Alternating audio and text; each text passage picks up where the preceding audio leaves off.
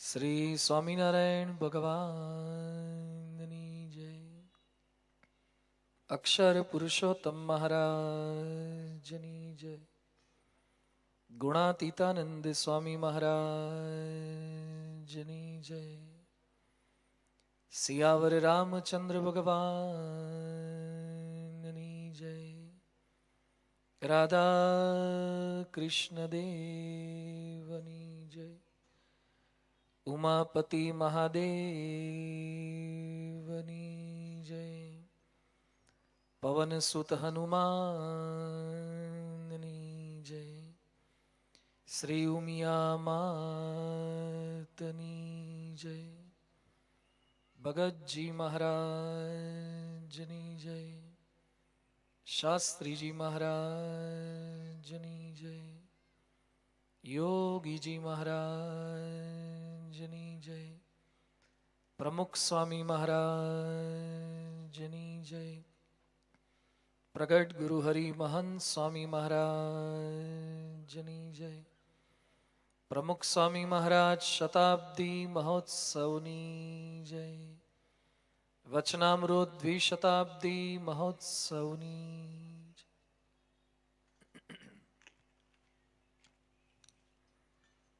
પૂર્ણ પુરુષોત્તમ ભગવાન સ્વામિનારાયણ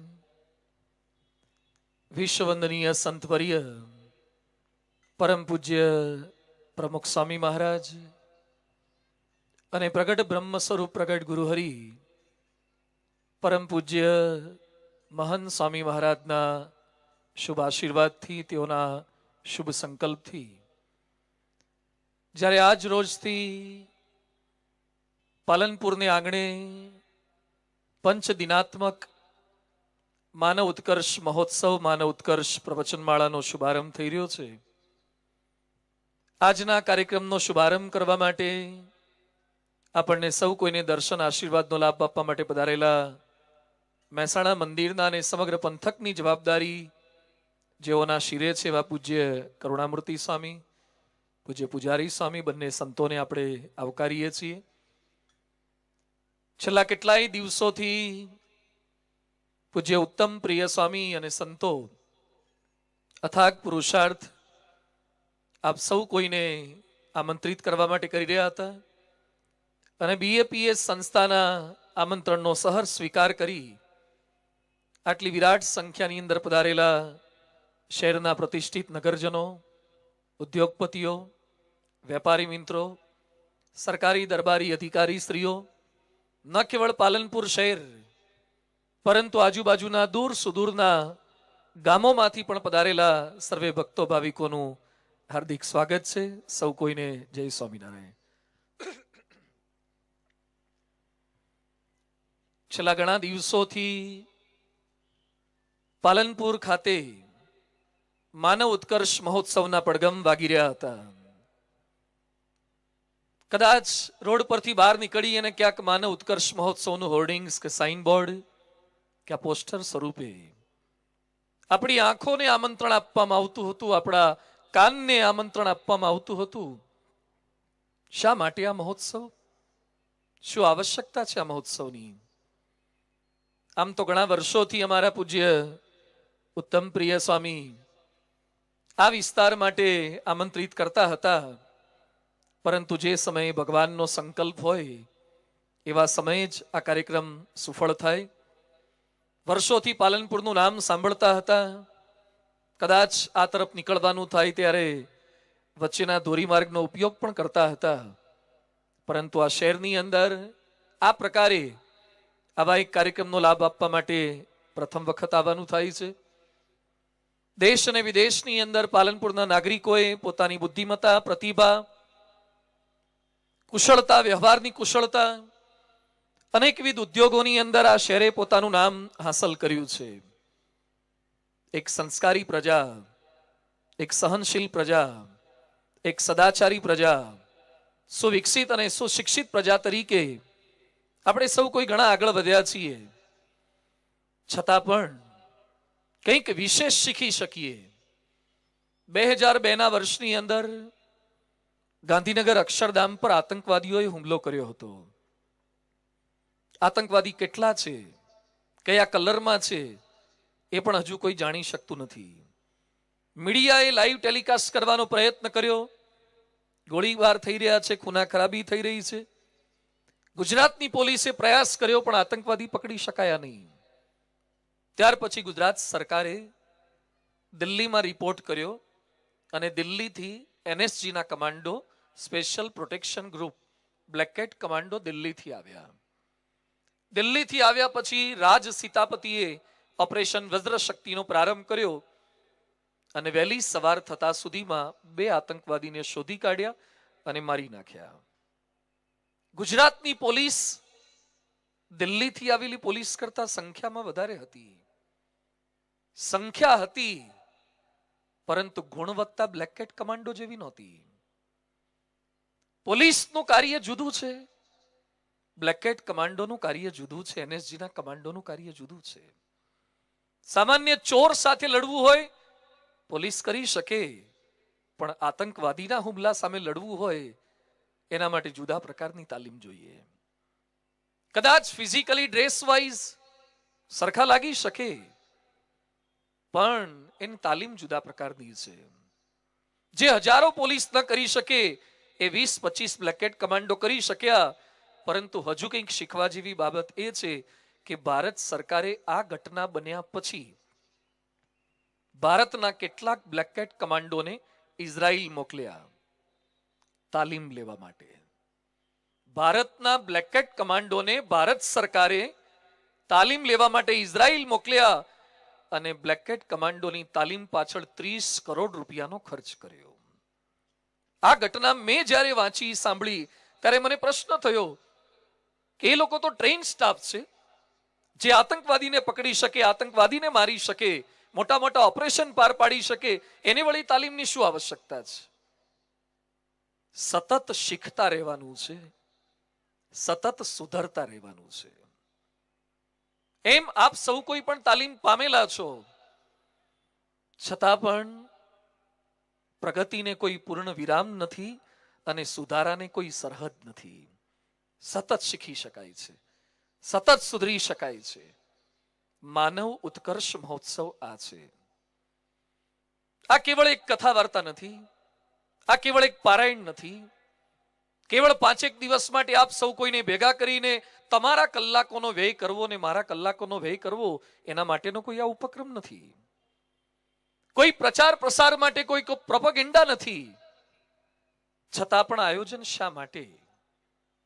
માનવનો ઉત્કર્ષ થાય એના માટે. શું ઉત્કર્ષ નથી કર્યો? ખૂબ ઉત્કર્ષ કર્યો. વર્ષો પહેલાના તમારા પિતાશ્રીને અત્યારે તમારું વાણી, વર્તન, વિચારો, વ્યવહારો, સગવડો. થોડાક સમય પહેલા રાજકોટમાં સૌરાષ્ટ્ર યુનિવર્સિટીમાં એક વિદ્યાર્થી અભ્યાસ કરતો તો મારી પાસે આવ્યો. મને કે સ્વામીજી, મારે એક નિબંધ લખવાનો છે, એમાં તમે મને કંઈક માર્ગદર્શન આપો. તો શું નિબંધ છે? ટાઇટલ શું છે? મને કે તમારા દાદા વધારે સુખી હતા કે તમે? એનો નિબંધ લખવાનો છે. એટલે છોકરો વધારે સુખી કે એના દાદા વધારે સુખી, એ બંનેનો નિબંધ લખવાનો છે. તો લખી નાખ, તને જે લાગતું હોય. મને કે સમજાતું નથી. દાદા વધારે સુખી હતા કે હું સુખી છું? તો હું પૂછું, એનો જવાબ આપતો જા. તારી પાસે એવું શું છે જે તારા દાદા પાસે નહોતું? તારી પાસે એવું શું છે જે દાદા પાસે નહોતું? મને કે સ્વામી, મારી પાસે તો પલ્સર ને કરિશ્મા નાવા બાઇક છે. દાદા પાસે? મને કે તો બળદના પૂંછડા સાંભળતા હતા. દાદામાં માઇનસ કર ને તારામાં પ્લસ કર. બધું બીજું કઈ તારી પાસે એવું? મને કે સ્વામી, મારી પાસે તો ફોન છે, આઈફોન છે. દાદા પાસે? મને કે એ તો એ વખતે ડબલાય નહોતા, દોયડા વાળા ને કશું નહોતું. દાદા માઇનસ કર, તારામાં પ્લસ કર. બીજું તારી પાસે એવું શું છે? મને કે મારી પાસે પર્સનલ રૂમ છે, મારી પોતાની. દાદા પાસે? મને કે તો સાવ નાના ઘરની અંદર 4-5 ભાઈઓ બહેનો બધા એક જ રૂમની અંદર એક છત નીચે મોટા થઈ ગયા, એને કોઈ પર્સનલ રૂમ નહોતો. દાદા માઇનસ કર, તારામાં પ્લસ કર. તારી પાસે એવું શું છે જે દાદા પાસે નહોતું? મને કે સ્વામી, મારે ફેસબુક એકાઉન્ટ છે, વોટ્સએપ છે, ટ્વિટર છે, ઇન્સ્ટાગ્રામ છે, આ બધું છે. દાદા પાસે? મને કે એમને ફેસમાં ઠેકાણા નહોતા, બુક તો ભણ્યા જ નહોતા. દાદા માઇનસ કર, તારામાં પ્લસ કર. આવું થોડુંક ગણાયું. પછી મને કે આનાથી શું સાબિત થાય? બધું હવે દાદા પાસે શું હતું અને જે તારી પાસે નથી? દાદા પાસે હતું પણ તારી પાસે નથી. મન કે મારા દાદા બહુ હાર્ડ વર્કર હતા, મહેનતુ હતા, ખેતી કરવા જાય, છોકરાઓને મોટા કર્યા, કાળી મજૂરી કરી અને મારા બાપુજીને ભણાયા. મેં કીધું, તું મન કે હું તો આળસુનો પીર છું, લેઝી છું. મેં તારા માઇનસ કર, દાદા પ્લસ કર. દાદા પાસે બીજું એવું શું હતું? મને કે મારા દાદાને કોઈ ગમે તે બોલી જાય, કહી જાય, ખકડાઈ જાય, છતાં ખોટું નહોતા લગાડતા. તારે? મને કે હું સહન ન કરી શકું, હું તો કાચનું વાસણ. તારા માઇનસ કર, દાદા પ્લસ કર. બીજું મેં કીધું દાદામાં શું હતું? મને કે મારા દાદા ચારિત્રમાં બહુ પાકા હતા. એમણે આખી જિંદગી દાદી સિવાય કોઈ બીજા સાથે ખોટો વ્યવહારની એક કલંક લાગ્યું નથી. તારામાં? મને કે મારે 2 વાર છૂટું થઈ ગયું છે, બ્રેકઅપ થયું છે. તારા માઇનસ કર, દાદા પ્લસ કર. આવું 15 મિનિટ બેઠો તો એ માઇનસમાં આવી ગયો. બધું હવે લખી નાખ કે દાદા વધારે સુખી હતા. દાદા સુખી હતા. We have the more luxury, not the more happiness. પૈસાના આધારે પલંગ ખરીદી શકાય, ઊંઘ નહીં. પૈસાથી મેડિસિન ખરીદી શકાય. You can purchase the medicine, not the good health. You can purchase the bed, not the sleep. પૈસાને આધારે તમે સંપત્તિથી બધું જ ખરીદી શકો છો, સુખ નહીં, હેપીનેસ નહીં. ફિઝિકલ ડેવલપમેન્ટ ખૂબ થયું, ફિઝિકલ ડેવલપમેન્ટ, ઇન્ફ્રાસ્ટ્રક્ચર ખૂબ વધી ગયા. આ પાલનપુરની અંદર જે 40-50 વર્ષ પહેલા રહેતા હતા, રોડ રસ્તા કેવા હતા, આજે રોડ રસ્તા કેવા થઈ ગયા, બિલ્ડિંગ કેવા થઈ ગયા, મોટા મોટા ફ્લેટ ને બિલ્ડિંગ્સ ને ભવ્ય બિલ્ડિંગો થઈ ગયા છે. પણ છતાં it's not sign of happiness. દરેક બાબતની અંદર માણસે ડેવલપમેન્ટ કર્યું છે. ફોન આવી ગયા, પેલા ક્યાં ફોન હતા, આખું ચકેડું ફેરવે તાર માંડ લાગે. એમાંથી કોડલેસ આવ્યા ને એમાંથી પાછા મોબાઈલ આવી ગયા છે ને શું મોબાઈલ શોધી કાઢ્યા છે. કર લો દુનિયા મુઠ્ઠી મેં. આવડો નાનો મોબાઈલ. ટેકનોલોજી ઉત્કર્ષ કર્યો છે, માનવ જાતિએ ઉત્કર્ષ અદ્ભુત કર્યો છે. પેલા ટેપ રેકોર્ડર કેવા આવતા હતા, એક કેસેટ ભરાવાની, 30 મિનિટ એક બાજુ વાગે ને ફેરવે, પાછું પડખું બદલવાનું એટલે બીજી બાજુ વાગે. અને એમાં જો અંદર રીલ ફિટ થઈ ગઈ પેલા હેડમાં તો ગુડગુડ ગુડગુડ અવાજ શરૂ થઈ જાય. એટલે પાછી બહાર કાઢવાની, પેન્સિલ પર કે પેન પર ભરાવાની, સુદર્શન ચક્રની જેમ ગોળ ફેરવવાની અને હાંધો મારીને પાછી ફિટ કરવાની. અને એ ભાગ આવે ત્યારે તો ઉડી જ ગયું હોય દર વખતે. અત્યારે આવડા નાના મેમરી કાર્ડ આવી ગયા. મેમરી કાર્ડ આખી બુક સ્ટોલની બધી સીડી ડીવીડી બધી એમાં આવી જાય. બ્લુ રે આવ્યું, ડીવીડી આવ્યું, એના પછી તો માઇક્રો ચિપ્સ આવી ગઈ છે. શું સંશોધન છે! હજુ આવનારા દિવસોની અંદર જોજો તમે. ટીવી કેવા આવી ગયા, પેલા બુશના નોનીડાના સાવ નાના ક્રાઉનના પેલા બ્લેક એન્ડ વ્હાઈટ ટીવી આવતા, એના પર કલર ગ્લાસ લગાવતા હતા ખાલી. અત્યારે 3D ટીવી. હવે નવું સંશોધન થયું છે, ચશ્મામાં ટીવી આવવાના છે. ચશ્મામાં એટલે ઘરમાં ચેનલ બદલવાનું ઝઘડા જ નહીં, જુદા ચશ્મા જ પહેરો. ચશ્મા પહેરીને બેસવાનું અને એમાં ટીવી દેખાય. અને એમાં સભામાં આવીને બેઠા હોય મને એમ કે તમે મારી કથા સાંભળો, બેઠા બેઠા જેઠાલાલ જોતા હોય. આવું ચશ્મા આવે છે. ચશ્માના આવે સ્ક્રીન, આ screen glass, it will become screen. એ જ સ્ક્રીન બની જશે. જોવાના સંશોધનો, ખાવાના સંશોધનો. શું ખાતા હતા? આ પ્રદેશ આખો રોટલીઓને રોટલા વાળો ના પ્રદેશ છે.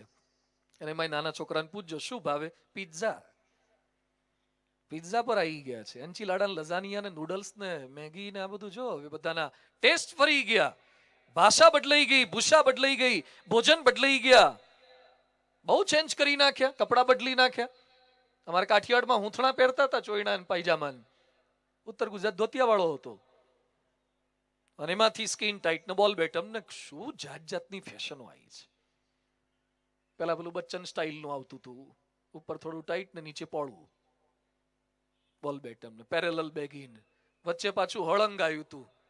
પેલી ગૌ દળવાની ઘંટીમાં આવે ને નીચે કપડું બાંધેલું લોટ જાય એવું, હરું હાલી જાય તેવું શોધી કાઢ્યું. પછી હવે સ્કિન ટાઈટ આવ્યું છે.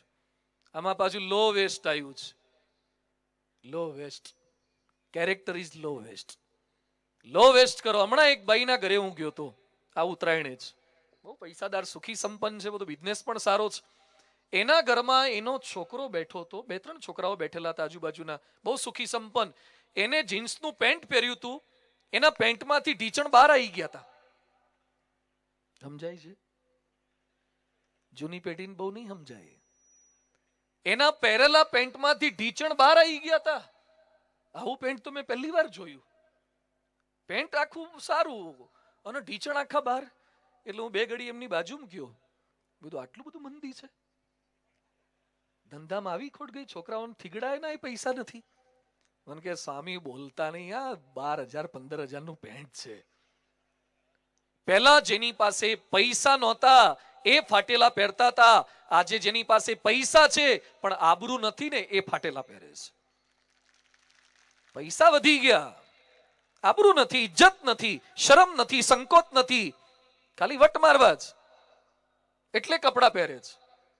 કપડામાં ડેવલપમેન્ટ કરી નાખ્યું, ખાણીમાં કર્યું, પીણીમાં કર્યું, હેરસ્ટાઈલો બદલી નાખો, બહુ જ કરી, હેરસ્ટાઈલો બદલી નાખી. ડેવલપમેન્ટ છે, બરાબર છે, વિકાસ કર્યો છે, ઉત્કર્ષ કર્યો છે, સ્ટ્રક્ચરનો ઉત્કર્ષ છે, સાધનનો ઉત્કર્ષ છે, બરાબર છે. બીજા પશુ પક્ષી કરતા ઘણા આપણે આગળ નીકળી ગયા છીએ, છતાં પણ ખૂટતું તત્વ શું છે?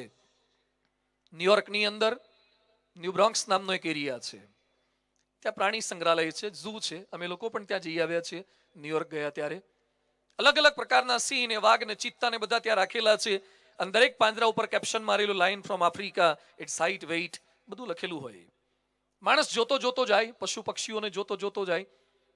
છેવટે પ્રાણી સંગ્રહાલયમાંથી બહાર નીકળે અને એક મોટી સાઈઝનો અરીસો આપવામાં આવ્યો છે. અને અરીસો જોવે તો બધાને ગમે. સુરેશ દલાલે લખ્યું છે, કાંસકીને દર્પણ થયા યુવાનોને અર્પણ, બસ હવે તો ચોળીને ચણિયાતણા શણગાર બાકી છે. શિર પર વાળના પટિયા, કાનમાં બુટિયા, બસ હવે તો નાજુક પગે ઝાંઝરતણા જણકાર બાકી છે. અરીસો બધાને ગમે છે. અરીસામાં જોયા પછી માણસ વેળ સેટ કરવા લાગ્યો, ઇન સેટ કરવા લાગ્યો. છેવટે નીચે એક લખેલું વાક્ય વાંચ્યું ને તો ઉદાસ થઈ ગયો. What was that sentence? વાક્ય શું લખ્યું હતું? Now you are looking at the most ferocious animal of the world. તમે અત્યારે વિશ્વના સૌથી જંગલીમાં જંગલી પ્રાણીને જોઈ રહ્યા છો. વિશ્વના સૌથી જંગલીમાં જંગલી પ્રાણીને જોઈ રહ્યા છો. આ વાંચ્યા પછી માણસને એમ લાગે કે મને જંગલી શા માટે કહે છે? સૂટ એન્ડ ટાઈ બૂટની અંદર ફરું છું, મારું નામ છે, વટ પડે છે બધે, અને મને જંગલી શા માટે કહે છે? નીચે પછી એક સેન્ટેન્સ બીજું લખ્યું છે, because man who kills its own kind.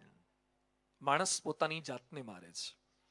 કોઈ દિવસ ન્યૂઝપેપરમાં હેડલાઇન વાંચી, એક સિંહે બીજા સિંહનો કરેલો શિકાર, એક સિંહણ માટે, એક કૂતરા માટે, એક કૂતરી માટે કૂતરાઓએ કરેલી હત્યાની ઘટનાઓ. જે શિયાળને આપણે લુચ્ચું કહીએ છીએ એ શિયાળે કોઈને બોટલમાં પૂરીને બૂચ મારવાના કામ નથી કર્યા જે માણસ કરે છે.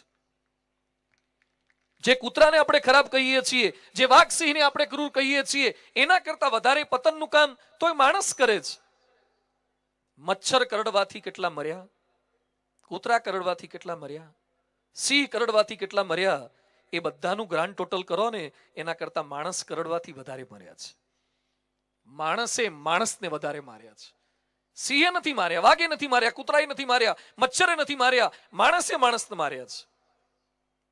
આજે રાત્રે અહીંયાથી સભામાંથી ઘરે પાછા જતા કે તમે એકલા ઘરેથી નીકળો કે બેન દીકરીને એકલા મોકલવા હોય ત્યારે બીક તમને શેની લાગે છે? હૃદય પર હાથ મૂકીને જવાબ આપજો.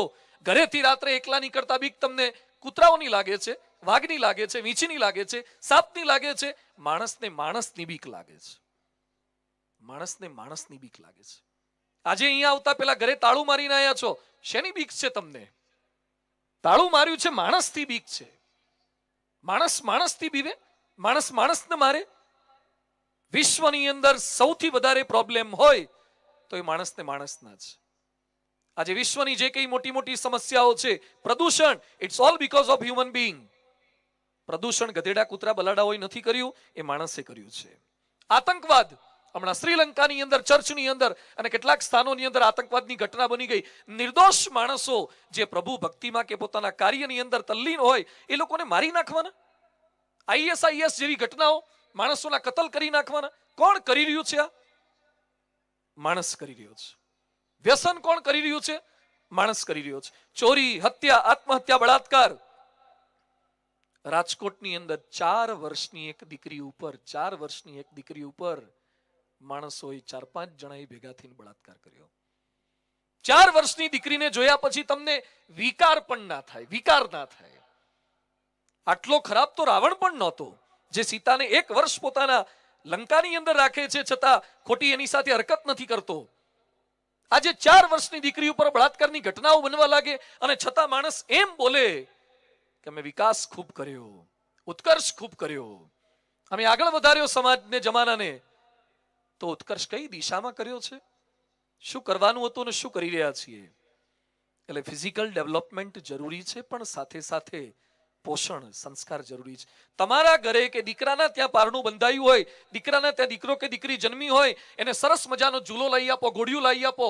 ઘોડિયું સોનાનું લાવો, એના 4 પાયા સોનાના, એની દોરી એ ડાયમંડની, હીરની, રેશમની નહીં, ડાયમંડની. એના બધા રમકડા અમેરિકાના લાવો, એર કન્ડિશનમાં રાખો, મહિનાઓ સુધી રાખો, પણ એક ટીપું એ દૂધનું કે ધાવણનું પાતા નહીં. કેટલા દાડા જીવે? ખાલી એસીમાં રાખવાથી દીકરા મોટા ના થાય, ખાલી એને સારા ઘોડિયામાં હુડાવવાથી એને સંસ્કાર ના આવે, ખાલી એને સોનાના ઘોડિયામાં રાખવાથી એ સારો ના બને.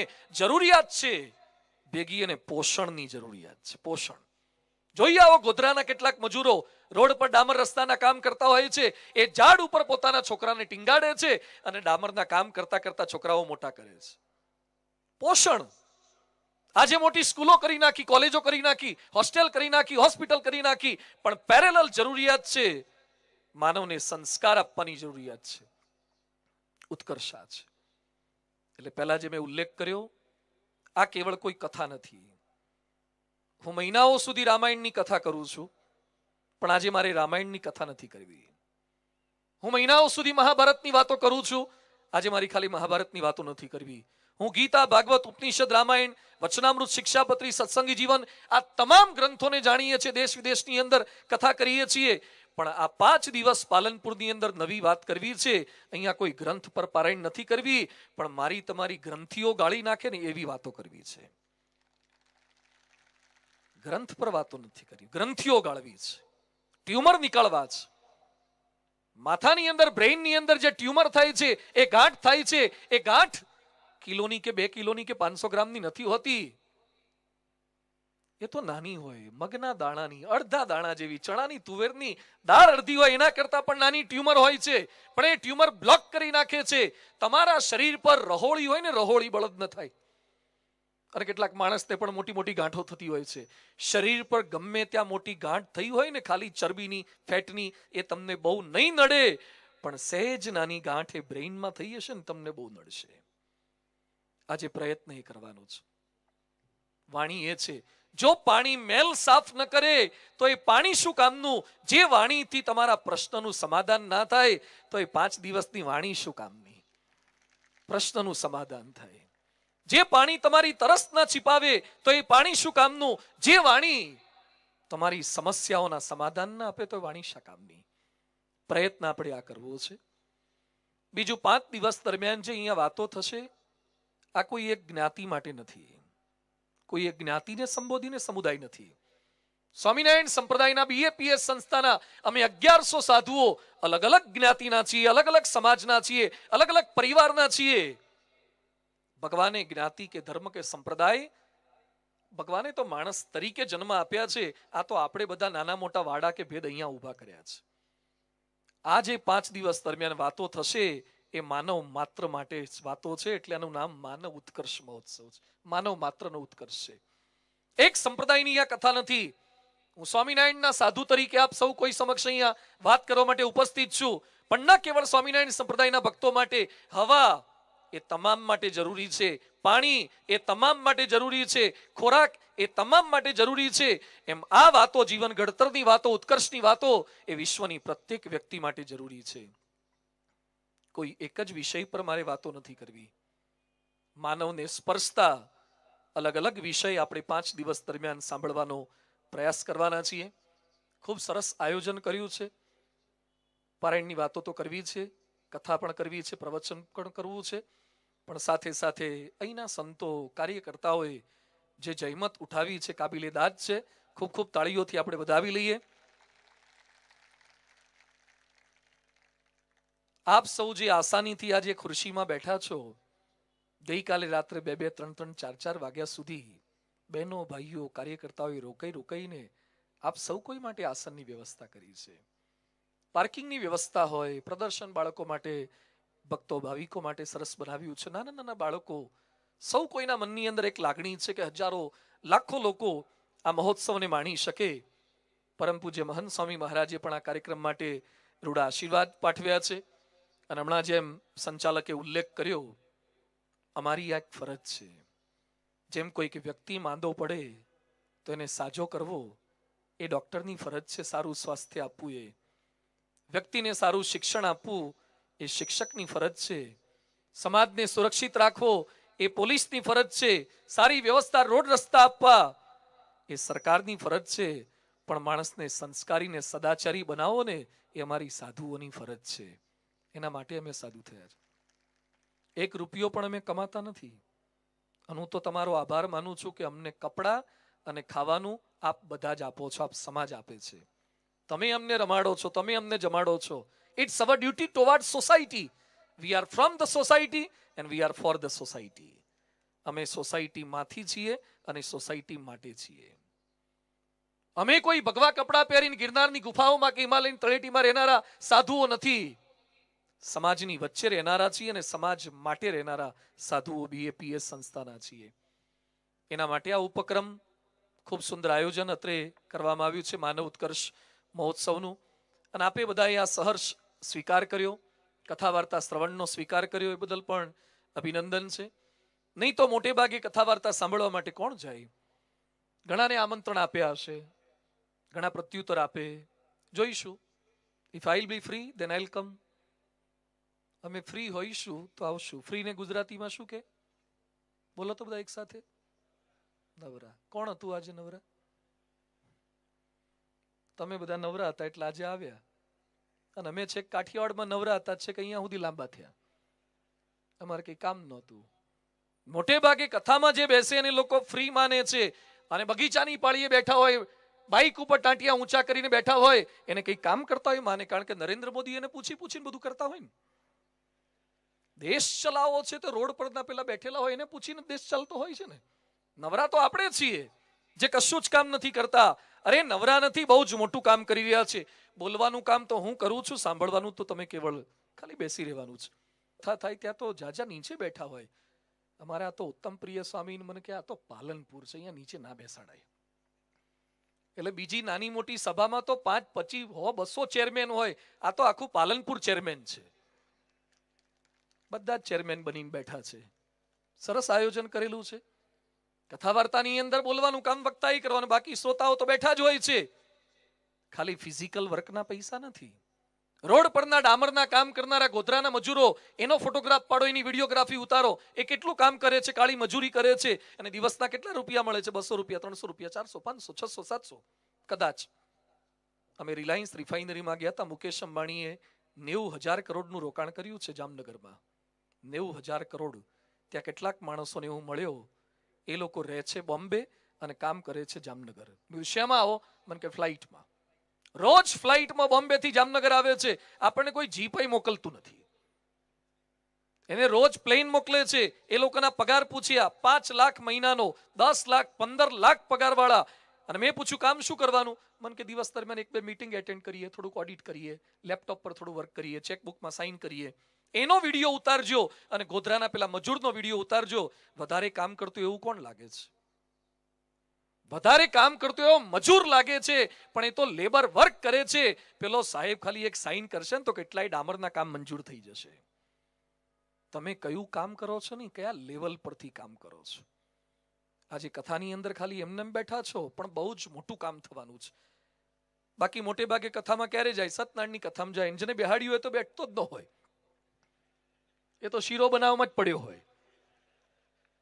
અને બીજા બધા શીરાના ટાઈમે જ આયા હોય. અને બહાર નીકળ્યા પછી પૂછે શું ભાયું? કે શીરો બહુ અદભુત હતો. સત્યનારાયણ જેવો શીરો બીજે નહીં. પૂછો કેટલી કથા યાદ રહે છે? શીરા યાદ રહે. બીજું બધું આ જ કરવા માટે જતા હોય. ફ્રી હોય તારા કથા વાર્તામાં થોડું ઘણું જાય. આ નવરા માણસોનો ધંધો નથી. આ તો બહુ જ મોટું કામ આપણે કરી રહ્યા છીએ. તમે એક્સરે કરવા જાઓ, એક્સરે પડાવવા માટે જાઓ, શું કરવાનું હોય? આપણે ડોક્ટર કરે, અને આપણે તો શ્વાસ લેતા હોય ને એ બંધ કરાવે છે કે થોડી વાર શ્વાસ રોકી રાખો. MRIમાં, સીટી સ્કેનમાં શું કરવાનું હોય છે? અંદર ટનલમાં નાખે છે, 20 મિનિટ સુધી ટક ટક ટક અવાજ આવે, એસી ફૂલ હોય, ઘણા તો નસકોરા બોલાવા લાગે છે. તોય કામ થાય છે, તોય રિપોર્ટ આવે છે. કારણ કે ભલે તમે સૂઈ ગયા પણ મશીન ને ડોક્ટર તો જાગતા હતા ને, કામ થાય. એમ કદાચ આ 5 દિવસમાં તમે સૂઈ જશો અહીંયા, લગભગ તો નહીં હોવા દઉં તમને, પણ કદાચ કોઈ હિંમત કરે, કારણ કે ઘરે બિચારાને હોવા દે એવા ના મળ્યા હોય તો અહીંયા ઉપયોગ કરી લે. પણ છતાં અહીંયા કામ થશે. એક સારી વાત, એક સાચી વાત, જે માનવ ઉત્કર્ષની વાત, એ આપણે શીખવી છે, એ સમજવું છે, એ બદલાવ લાવવું છે. એટલે આજનો વિષય છે હું ને મારા પ્રશ્નો. સમજીએ. ફરીથી હું યાદ કરાવું છું, આ કોઈ કેવળ તમારા ડાયરીમાં નોંધવા માટે કે મોઢું બતાવવા માટે કથામાં આવ્યા હોય ને તો આવતીકાલથી ના આવતા. ખાલી મોઢું બતાવવા માટેની અમારી આ BAPS ની કથા નથી. જે મોઢા નખાઈ ગયા છે ને, વિલાઈ ગયા છે, એ મોઢાને સુધારવા માટેની આ કથા છે. ખાલી મોઢા બતાવવા માટે ના આવો. સુધરવું છે આપણે, જ્યાં છીએ ત્યાંથી કંઈક અપડેટ થવું છે, એના માટે આ કથા છે. આજનો વિષય છે હું ને મારા પ્રશ્નો. જેમ કોઈ પણ મોલમાં તમે જાઓ, ડીમાર્ટમાં જાઓ, બિગ બજારમાં જાઓ, રિલાયન્સમાં જાઓ, ઇસ્કોન પ્રોઝોન મોલમાં જાઓ, કોઈ પણ મોલમાં તમે જાઓ અને કોકની ભેગા ગયા હોય ને તો તમે તમારી સાઈઝનું હોદતા હો. સમજાય છે ને? કોકની ભેગા ગયા હોય ને તો એ પોતાની સાઈઝનું હોદે અને લઈને આવે પોતાના માટે થોડું. એટલે કોક કે તું તો પેલા ભેગો જીયાણા માટે ગયો તો કરિયાવર માટે, તારું કેમ? એ કે સેલમાં તું સારું હતું, લીધું, સરસ છે. તમે કોકની ખરીદી કરવા ગયા હોય તો એ તમારી સાઈઝનું શોધો છો, તો આ 5 દિવસ મારે બધાને વિનંતી કરવી છે કે કોકની સાઈઝનું ના શોધતા તમારી સાઈઝનું શોધજો. હું બિગ બજાર લઈને આવ્યો છું આખું. દરેકની સાઈઝની વાતો કરીશ, દરેક જ્ઞાતિની વાતો કરીશ, દરેક વયની વ્યક્તિની વાતો કરીશ, દરેક સમાજની વાતો કરીશ, દરેક પ્રશ્નોની વાતો કરીશ. એ બધાની વચ્ચે આપણી સાઈઝનું મને શું ડંખે છે, મને શું તકલીફ છે, મારી એકાદી તકલીફનું સમાધાન આ કથા વાર્તાથી મારે પ્રાપ્ત કરવું છે. કલાપીએ લખ્યું છે, જ્યાં જ્યાં નજર મારી ઠરે યાદી ભરી તે આપની. આજે એ ઉક્તિને એ મુજબ કહી શકાય, જ્યાં જ્યાં નજર મારી ઠરે પ્રશ્નો દેખાય છે, સતત પ્રશ્નો. છાપું ખોલો, ટીવી ઓન કરો, પ્રશ્નો. કાનેથી સાંભળો ન્યૂઝ, પ્રશ્નો. જેને મળીએ 2-5 માણસોને ભેગા થાવ, કંઈક ને કંઈક નાના મોટા પ્રશ્નો. આજે આતંકવાદની સમસ્યા છે, નક્સલવાદની સમસ્યા છે, પ્રશ્નો છે, પણ એ પ્રશ્નોની વાત પણ આજે મારે નથી કરવી. અમેરિકા અને નોર્થ કોરિયા વચ્ચે યુદ્ધ ચાલી રહ્યું છે, એની મારે વાત નથી કરવી. ભારત અને ચાઇના કે ભારત અને પાકિસ્તાનના સંબંધો સુધર્યા બગડ્યા, એ પણ પ્રશ્ન છે, પણ એ પ્રશ્નોની વાતો પણ મારે નથી કરવી. શિક્ષણમાં ફી વધારાનો પ્રશ્ન છે, નવી જૂની નોટ કે GST, એ હું જાણું છું, પણ છતાં એ પ્રશ્નની વાત મારે નથી કરવી. સુબ્રત રોય જેલમાં છે, વિજય માલ્યા ભાગી ગયા, નીરવ મોદી ભાગી ગયા, લલિત મોદીનો પ્રશ્ન છે, કિંગફિશર ઉઠી ગઈ, જેટ એરવેઝ ઉઠી ગઈ છે, અને હંસ હેલિકોપ્ટર એ પણ અત્યારે તકલીફમાં છે, એ પણ પ્રશ્ન છે, પણ મારે એ પ્રશ્નોની વાતો પણ નથી કરવી. મને એક અભણ બાવો ન સમજતા. હા,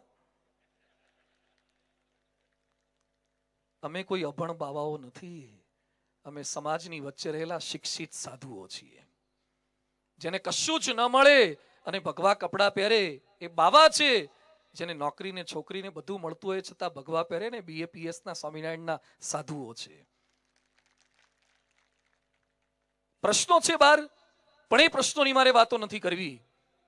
ક્યાંક વાયરસના પ્રશ્ન છે, ક્યાંક એન્ટીવાયરસના પ્રશ્ન છે, ક્યાંક બેક્ટેરિયાના પ્રશ્ન છે, ક્યાંક વાયરલના પ્રશ્ન છે, એની વાત મારે નથી કરવી.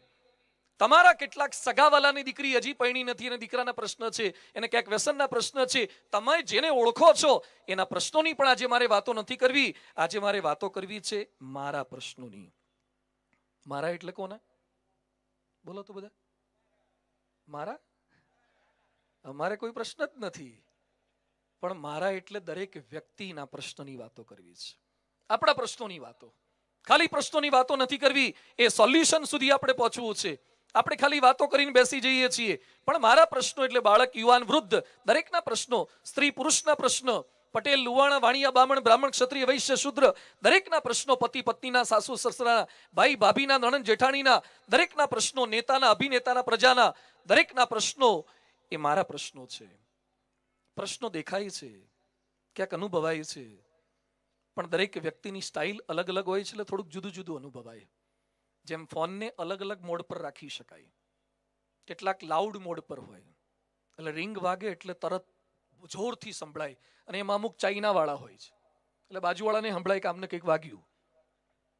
મોટી રીંગો હોય છે, લાઉડ મોડ પર હોય, બીજાને ખબર પડે કે આને કંઈક આવ્યું. કેટલાક વાઇબ્રેટ મોડ પર હોય છે, થોડુંક એને ખબર પડે, અને બહુ નજીક અડીને બેઠો હોય બાજુમાં તેને ખબર પડે કે તમારે કંઈક હલતું લાગે છે. બહુ અડીને બેઠો હોય તો ખ્યાલ આવે. Vibrate mode. ત્રીજા સાયલેન્ટ પર છે, એને પોતાને ખબર ના પડે, નાઈને જતું રહે, મિસ કોલ થઈ જાય, એને ખબર ના પડે સાયલેન્ટ.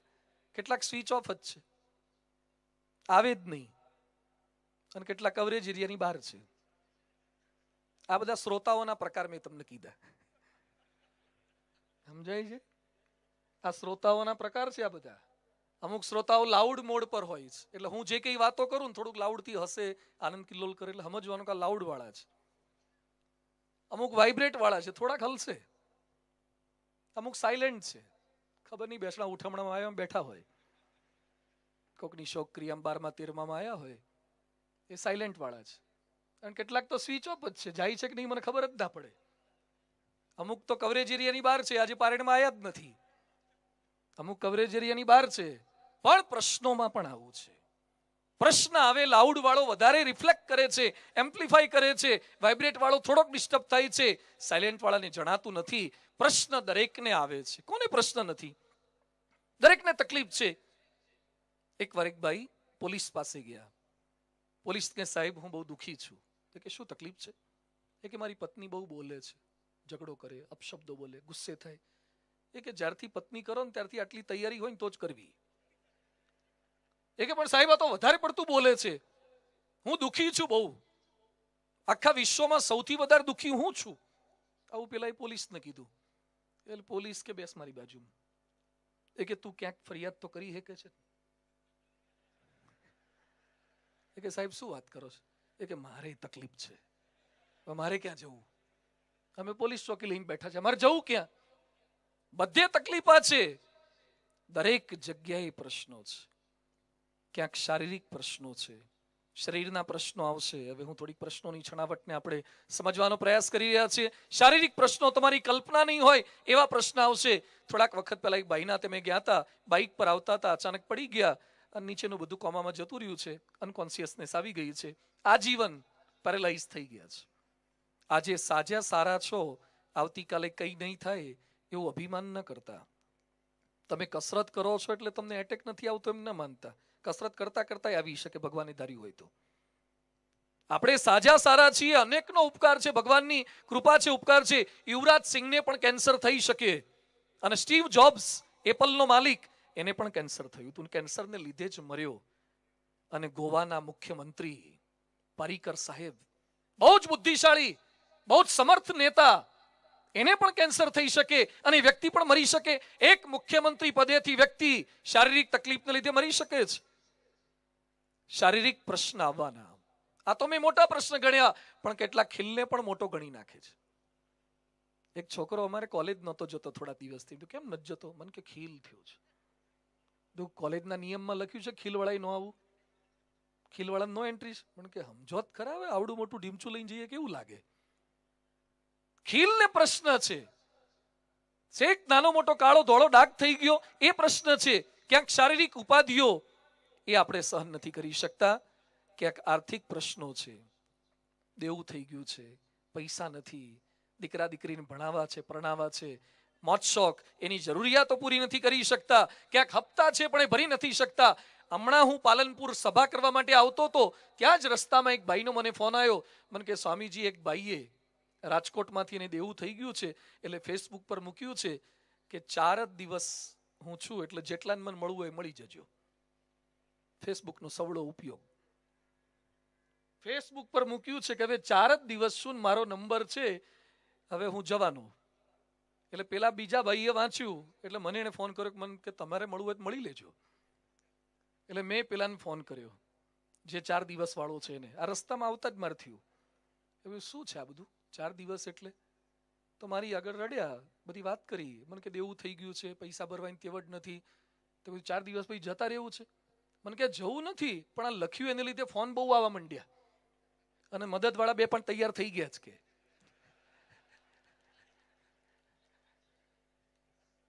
મેં કીધું 4 દિવસમાં જવાની તું વાતો કરે છે, મન કે થોડું કરવું પડે આવું ઇમોશનલ બધાને. બાકી કે અત્યાર સુધી કોઈ મદદ કરવા નહોતા આવતા, અને અમે લખ્યું કે છેલ્લા 4 દિવસ છે એમાં કેટલાય તૈયાર થયા. તો ક્યાંક આર્થિક પ્રશ્નો છે, ક્યાંક પારિવારિક પ્રશ્નો છે, પરિવારના પ્રશ્નો. એક ભાઈ મને મળવા માટે આવ્યા, મોટી ઉંમરના વૃદ્ધ. મને કે સ્વામીજી દર 2 મહિને એક દિવસ મંદિરમાં જમાડશો.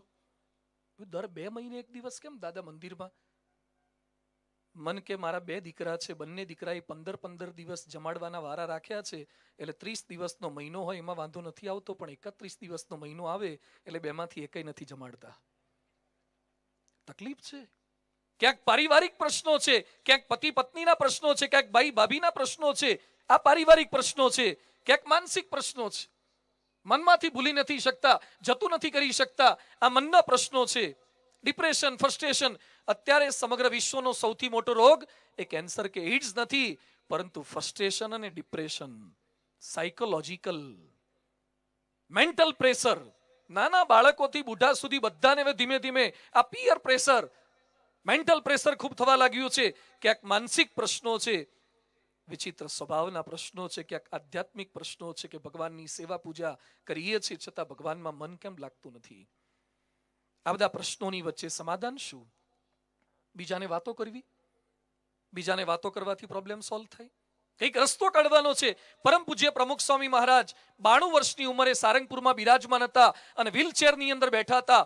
92 વર્ષ, મોઢામાં ચોકઠા પણ સેટ નથી થતા, કઈ જમી નહોતા શકતા, કેવળ લિક્વિડ થોડુંક લેતા હતા. વ્હીલચેરમાં થોડાક ઊંચા થઈને સ્વામીજી સરખા સેટ થયા. ત્યાં સામે બેઠેલા સંતોએ કીધું, સ્વામી દુખાવો થાય છે?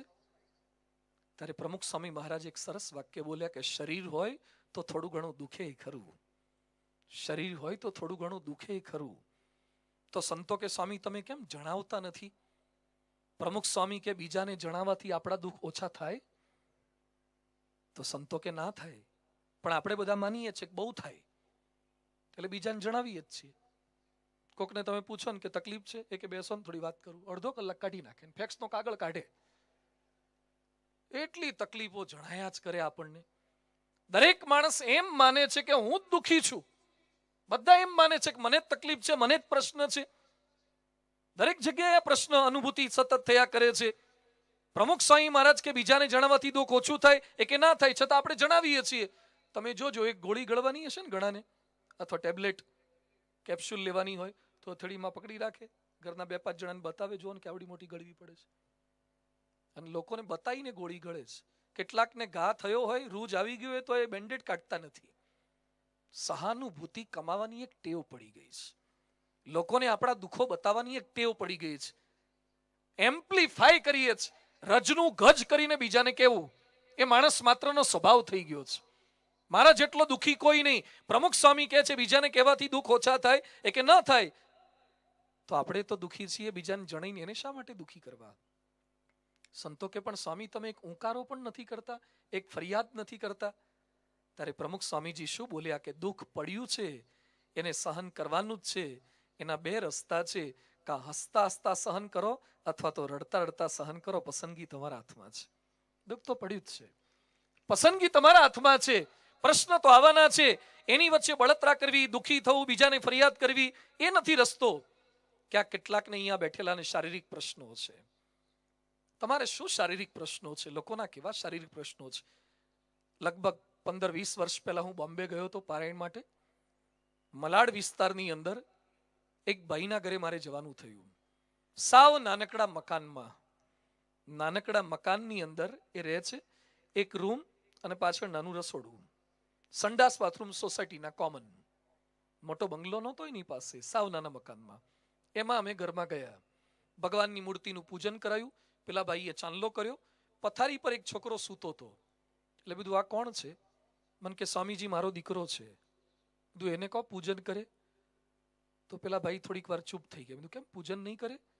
મને કે સ્વામી એના હાડકા બધા જ ઓગળી ગયા છે, ખાલી મસલ્સ પર શરીર ટક્યું છે, એટલે ઊભો નથી થઈ શકતો. તો આવી તકલીફ છે. ડોક્ટરને બતાવ્યું. મને કે લગભગ બધા ડોક્ટરો પાસે ખર્ચો કર્યો એટલે તો આવા મકાનમાં રહેવા આવી ગયા, પૈસા જ નથી વધ્યા. ડોક્ટર એમ કહે છે કે લગભગ 22-25 વર્ષ સુધી જીવે ને પછી આ લોકો મરી જ જતા હોય. તું ભગવાનને પ્રાર્થના કરી, આ તો ભારે તકલીફ કહેવાય, તમારા દીકરાને આવું થયું. મને કે સ્વામી અંદર બીજી 17 વર્ષની દીકરી છે, એને પણ આ તકલીફ છે, એને રસોડામાં સુવાડી છે, એને પણ સેમ તકલીફ. આ તો બહુ ભારે કહેવાય, દીકરાને પણ તકલીફ, દીકરીને તકલીફ. તો એક નાનકડો 7-8 વર્ષનો છોકરો ભગવાન માટે, સંતો માટે ફ્રૂટ, ડ્રાય ફ્રૂટ લઈને આવ્યો. એટલે બધું આ કોનો છે? મને કે સ્વામી આ મારો જ. બધું હી લુક્સ હેલ્ધી, એને કોઈ રોગ નથી લાગતો. તો પેલા ભાઈ મને કે સ્વામી ડોક્ટરો એમ કીધું છે કે 12-14 વર્ષ સુધી આ રોગના કોઈ ચિહ્ન દેખાય નહીં, લગભગ 99% આને પણ થઈ શકશે. ઘરમાં 3 સંતાન હોય, એમાં 2 ને તો રોગ થઈ ગયો હોય, બંને પેરેલાઇઝ હોય, ડિસેબલ હોય, અને ત્રીજા પણ થવાની પૂરેપૂરી સંભાવના હોય, એની વચ્ચે તમને ધન્યો ગૃહસ્થાશ્રમ કેમ લાગે? શું શારીરિક તકલીફો આપણને પડી ગઈ? અરે નાની મોટી કબજિયાતની તકલીફ થઈ, સહેજ વાના દુખાવા થયા, સહેજ શરદી થઈ, અને શું નંખાઈ જઈએ છીએ? એક ભાઈ મને રાજકોટની અંદર મળ્યા, એને કેન્સર થયું છે, આંતરડાનું કેન્સર છે. એટલે મળની કોથળી બહાર લટકાઈ રાખી છે. આમાંથી તમે યુરિનની કોથળી બહાર લટકાઈ હોવા કેટલાક જોયા હશે. કદાચ કોઈ મળની કોથળી લટકાઈ હોય ને જોજો, ભગવાનનો આભાર માનવાનું મન થશે. મળની કોથળી બહાર લટકાઈ રાખવાની, દિવસ દરમિયાન 5-6 વખત સાફ કરવાનું. મેં કીધું આ કેટલો ટાઈમ સુધી? મને કે સ્વામી આજીવન, જીવે ત્યાં સુધી મળની કોથળી, સ્ટૂલની બેગ બહાર લટકાઈ રાખવાની છે. કીધું આ તો તકલીફ કહેવાય. મને કે સ્વામી હાર્ટ મજબૂત છે, ફેફસા મજબૂત છે, કિડનીમાં, લીવરમાં કોઈ તકલીફ નથી. આ થોડાક આંતરડા બગડ્યા હતા અને ડોક્ટરે સરસ સમાધાન આપ્યું છે, 2-5 વાર સાફ કરીએ પણ બાકી કોઈ તકલીફ નથી. અડધો કલાક અમે સંતો એની સાથે વાત કરી, એક ફરિયાદ નથી કરી. અને કેટલાકને ખાલી શરદી થઈ હોય, કેટલાકને ખાલી શરદી થઈ હોય તો આપણને એમ લાગે કે હવે બહુ જાજા દાડા નહીં કાઢે. એટલે શરદીમાં એટલા હું નંખાઈ જાઉં છું. અમુકને તાવ તો હજી આવ્યો હોય ના હોય, તાવ તો સિદ્ધપુર હોય. તાવ ક્યાં હોય? તાવ સિદ્ધપુર હોય અને પાલનપુરમાં માંદો થઈ ગયો હોય, અને બીજાને હાથ બતાવીને શું કે જો ને આવે એવું લાગે છે ને. હજી આવા તો દે, શું આવે એવું લાગે છે? માંદા પડી જઈએ છીએ, મનથી વધારે માંદા પડી જઈએ છીએ. તો એના સમાધાન શું છે? વ્યસન કરો. ગમ કો ભુલાને કે લીએ નશા ચાહીએ. ગમ ભૂલાવવા માટે તો નશો જોઈએ ને. દારૂ પીવો, ગુટકા ખાઓ, ફાકી ખાઓ, આ બધું ખાઓ, એટલે નશો કરો. એટલે વ્યસનથી સોલ્યુશન છે, વ્યસનથી દુઃખના દર્દ મટી જવાના છે. પણ છતાં માણસ જ્યારે તકલીફ પડે, નાની મોટી તકલીફ પડે અને વ્યસનના રવાડે ચડી જાય છે, દારૂ પીવા લાગે છે. કોઈ વ્યસનથી કોઈના પરમેનન્ટ સોલ્યુશન ક્યારેય આવ્યા નથી ને આવવાના પણ નથી. આત્મહત્યા કરી લો, મરી જાઓ એટલે સોલ્યુશન આવી જાય. ટ્રેનના પાટે હુઈ જાય છે, મરવાથી સોલ્યુશન આવે? મરવાના પુસ્તકો બહાર પડે છે. એક પુસ્તક બહાર પડ્યું છે, હાઉ ટુ સુસાઇડ ઇઝીલી, સરળતાથી કરી તેમ મરવું, એનું એક પુસ્તક બહાર પડ્યું છે. મેં એનો આર્ટિકલ આખો વાંચ્યો છે. કારણ કે કેટલાક લોકોને જીવતાય નથી ફાવતું અને મરતાય નથી ફાવતું. ટ્રેનના પાટા પર ટાઈમ જોયા વગર ગયા હોય, એમાં ટ્રેન ટાઈમે ના આવે એટલે કંટાળીને પાછા ઘેર જઈને હોઈ જાય. કૂવામાં પડવા ગયા હોય ને પાછો કૂવો વધારે ઊંડો દેખાય એટલે કે નાના કે આ તો વાગે એવું લાગે છે, એટલે પાછા ઘેર જતા રહે. 5-10 માળના બિલ્ડિંગ પરથી ઉપરથી હેઠા પડે, નીચે જોયા વગર, એમાં નીચે વાળો જતો એ નંખાઈ જાય, ફ્રેક્ચરમાં આવી જાય અને પોતે બચી જાય. વજન જોયા વગર, પંખાની કંપની જોયા વગર પંખે લટકે, એમાં પાંખિયા વળી જાય વજન જાજુ હોય તો, અથવા દોયડું તૂટી જાય. કે ભગવાનની ઈચ્છા નથી લાગતી. ઈચ્છા તો ઘણી છે પણ તું હારા કંપની હારી સિલેક્ટ નથી કરતો. મરતા આવડતું નથી. એટલે એક સરસ બુક બહાર પડી છે, હાઉ ટુ સુસાઇડ ઇઝીલી. 100 ઉપાય છે મરવાના, સરસ 100 ઉપાય છે. એમાં એક સરસ જબ્બો બહાર પડ્યો, સદરો, ઉનાળામાં પહેરે ને સદરો, હાફ સ્લીવ્સનો સદરો. થોડીક વાર તમે પહેરો ને અને 2-3 મિનિટ થાય ત્યાં તો તમે મરી જાઓ. કોઈ તકલીફ નહીં, બળતરા નહીં, જલન નહીં, દુખાવો નહીં, માથાનો દુખાવો નહીં, ઉલટીઓ નહીં, કશું જ નહીં. થોડીક વારમાં તમે ગુજરી જાઓ. એકવાર મેં સભામાં પ્રસંગ કીધો તો એક ભાઈ સભા પછી મને બહાર ગાડી સુધી મળવા આવ્યા. મને કે પેલો મળે કે બાપજી, આવો જબ્બો ક્યાં મળે? મેં તમારે પહેરવો છે? મને કે ના ના, એક બેને પહેરાવા છે. માણસ કા મરે કા બીજાને મારે. આપણી તકલીફ આ છે. દુઃખ પડે એટલે મરી જાઓ. મરી જાઓ એટલે કઈ સોલ્યુશન આવી જવાના છે? મરવાથી કોઈ સોલ્યુશન નથી. ક્યારેય વિચાર ન કરો. ભગવાન સ્વામિનારાયણ શિક્ષાપત્રીમાં લખ્યું છે, આત્મઘાતસ્તુ ન કર્તવ્યમ. આત્મહત્યા કરે ના કરવી, દુઃખ સાથે મારે કહેવું પડે છે, ભારતની અંદર રોજના 2000 માણસો આત્મહત્યા કરે છે અને 2018 ની અંદર વિશ્વની અંદર મહત્તમ આત્મહત્યાની અંદર ભારતનું નામ આવ્યું છે. આખા વિશ્વની અંદર મહત્તમ આત્મહત્યાની અંદર ભારતનું નામ. ગયા વર્ષે ભારતની અંદર 98,000 યુવાનોએ આત્મહત્યા કરી છે. 98,000 યુવાનોએ આત્મહત્યા કરી છે. જે 15 થી 22, 25, 30 વર્ષની ઉંમરના યુવાનો યુવતીઓ આત્મહત્યા કરે છે. શા માટે? શું શીખવાડ્યું સ્કૂલો દ્વારા, કોલેજો દ્વારા? કઈ ડિગ્રી આપી, કયા સર્ટિફિકેટ આપ્યા, કઈ ક્વોલિફિકેશન આપ્યું? શીખવાડી નથી શકતા કે પ્રશ્નોની અંદર રહેવું કેમ. આત્મહત્યા કઈ સોલ્યુશન નથી. હું ભાવનગર ગયો તો એક લેક્ચર હતું 10મા 12માના વિદ્યાર્થીઓ માટે. પ્રવચન મેં પૂરું કર્યું. એક વિદ્યાર્થી મને મળવા માટે આવ્યો. મને કે મરી જવું છે. 10માનો હતો, બહુ નાનો લાગતો હતો. તું કેમ મરી જવું છે? મને કે રિઝલ્ટ ખરાબ આવે એવું લાગે છે. બધું એડવાન્સમાં મરી જવું છે. આયા પછી મરે ઠીક છે, હજી એ ના મરવું જોઈએ, પણ આવે એવું લાગે છે. બધું કેમ અત્યારથી તને એવું લાગે છે? તારા ટકા નથી આવતા? મને કે ગણિત, વિજ્ઞાન, સમાજ વિદ્યા એનું ગ્રાન્ડ ટોટલ 40-45 થાય છે. બધું મરી જાય કેમ મરી જવું છે? મને કે મારા મમ્મી પપ્પા મારું રિઝલ્ટ આવું જોશે અને ટ્યુશન પાછળ ખર્ચા કર્યા છે, એમને દુઃખ લાગે એવું મારે નથી કરવું. મારે એક આદર્શ દીકરા તરીકે મરી જવું છે. તું તો શ્રવણ જેવું કહેવાય. મા બાપને દુઃખી નથી કરવા. તું મરી જઈશ ને એ સમાચાર તારા મા બાપ સાંભળશે તો વધારે દુઃખી થશે કે નપાસ થવાના સમાચાર સાંભળશે તો વધારે દુઃખી થશે? મને કે આમ તો મરવામાં વધારે દુઃખી થાય. કોઈ દુઃખી કરવાના જ છે, જેમાં ઓછા થતા એવું કરને. મરવાથી સોલ્યુશન? વચ્ચે અમદાવાદની અંદર કાંકરિયામાં એક છોકરો મરવા પડતો હતો. 10મા 12માનું રિઝલ્ટ આવે ને ત્યારે અમદાવાદમાં, કાંકરિયામાં, વડોદરામાં સુરસાગર, જામનગરમાં લખોટા તળાવ, ભુજમાં હમીરસર તળાવ, ત્યાં જ્યાં તળાવ હોય મરે એવું હોય ત્યાં ઊભા રાખે પોલીસને, કારણ કે અમુક લોકો પડવા જાય. એમાં અમદાવાદમાં એક છોકરો કાંકરિયા તળાવમાં પડવા જતો એટલે પોલીસે રોક્યો. ભાઈ કેમ પડવું છે? કે મરી જવું છે. કેમ? કે રિઝલ્ટ બહુ ખરાબ આવ્યું છે. પછી શું થશે? કે મરીને પછી સારું ભણીને રિઝલ્ટ લાઈન બતાવશું. ખરો ક્રાંતિકારી કહેવાય. મરી જઈશું સારું રિઝલ્ટ લાવશું. એટલે પોલીસ બુદ્ધિશાળી હતો. પોલીસ કે તું મરી જઈશ ને નવો જન્મ આવે સીધો નીટમાં જીમાં આવીશ, તું 12થમાં આવીશ, એ ગ્રુપમાં બી ગ્રુપમાં આવી જઈશ. ના કે પેલો ડાયપરમાં આવીશ, બાળોતિયામાં આવીશ, પેલો તો કિન્નર ગાર્ડનમાં, નર્સરીમાં, જુનિયર પ્લે હાઉસમાં એમાં આવીશ. તો પોલીસ કે દરેક ધોરણની એક પરીક્ષા તો થાય. નાના કે એમ તો 3 થાય, ટ્યુશનની જુદી થાય. એ કે તું 12 વર્ષ સુધી 40-45 પરીક્ષા આપીશ, તારે માંડ 12માં આવીશ અને એ વખતે પાછો NCERT કરતા નવો સિલેબસ આવ્યો હશે, તો પાસ નહીં થાય. એના કરતા ડોબા ઓક્ટોબરમાં આપીને પાસ થઈ જા. મરી જવું છે, પછી આમ કરવું છે, તેમ કરવું છે. અહીંયા બેઠેલા બધાને મારી વિનંતી છે, ગમે તેવા દુઃખ પડે, પ્રશ્ન આવે, કદાચ આપણાથી આર્થિક રીતે પણ મોટી ભૂલ થઈ જાય, કદાચ આપણાથી ચારિત્રની કોઈ ભૂલ થઈ જાય, છતાં પણ નેવર ટ્રાય ટુ સુસાઇડ. ક્યારે મરવાનો વિચાર ન કરવો. ભગવાનને પણ પસંદ નથી. ભગવાને આપણને પૃથ્વી પર જીવવા માટે મોકલ્યા છે, સારું જીવવા માટે મોકલ્યા છે. દુનિયાના દરેક તાળાની ચાવી હોય છે, એમ દુનિયાના દરેક પ્રશ્નનો જવાબ હોય જ છે. તાળું બને ત્યારે ચાવી બની જ જતી હોય છે, તમને વાપરતા ફાવી જોઈએ. એમ પ્રશ્ન જ્યારે બને છે એ જ સમયે એનું સમાધાન મનની અંદર હોય છે. તો પ્રશ્ન એની વચ્ચે મરી જવું, કોઈને મારી નાખવા, એ કોઈ સોલ્યુશન નથી. જે તમને નડે છે મારી નાખવા, પતાવી દેવા, એ કઈ સોલ્યુશન છે? અને એમ બચી શકાય. માઇકલ જેક્સન બહુ જ પૈસાવાળો હતો, છતાં એને 23 જણા નહોતા ગમતા. એના માટે એને યજ્ઞ કર્યો હતો, ડચ તાંત્રિક રાખ્યો અને 75 લાખ રૂપિયા ડચ તાંત્રિકને આપ્યા હતા યજ્ઞ કરવા માટેના. એમાં એને જે 22-23 જણા નહોતા ગમતા, એના નામ લખાયા હતા. સ્ટીવન સ્પીલબર્ગ, જેણે જુરાસિક ફિલ્મ ડિરેક્ટ કરી હતી. આવા 23 જણાને મારી નાખવા માટે માઇકલ જેક્સને 75 લાખ રૂપિયાનો ખર્ચો કર્યો હતો. તમારા પ્રશ્નના સોલ્યુશન બીજાને મારી નાખો, સોપારી આપી નાખો, અને કોઈને મારશો એટલે ભગવાન યાદ નહીં રાખે. યાદ રાખજો, હાઈકોર્ટ, સુપ્રીમ કોર્ટમાંથી છટકી શકાશે. એમાં બહુ નથી છટકાતું.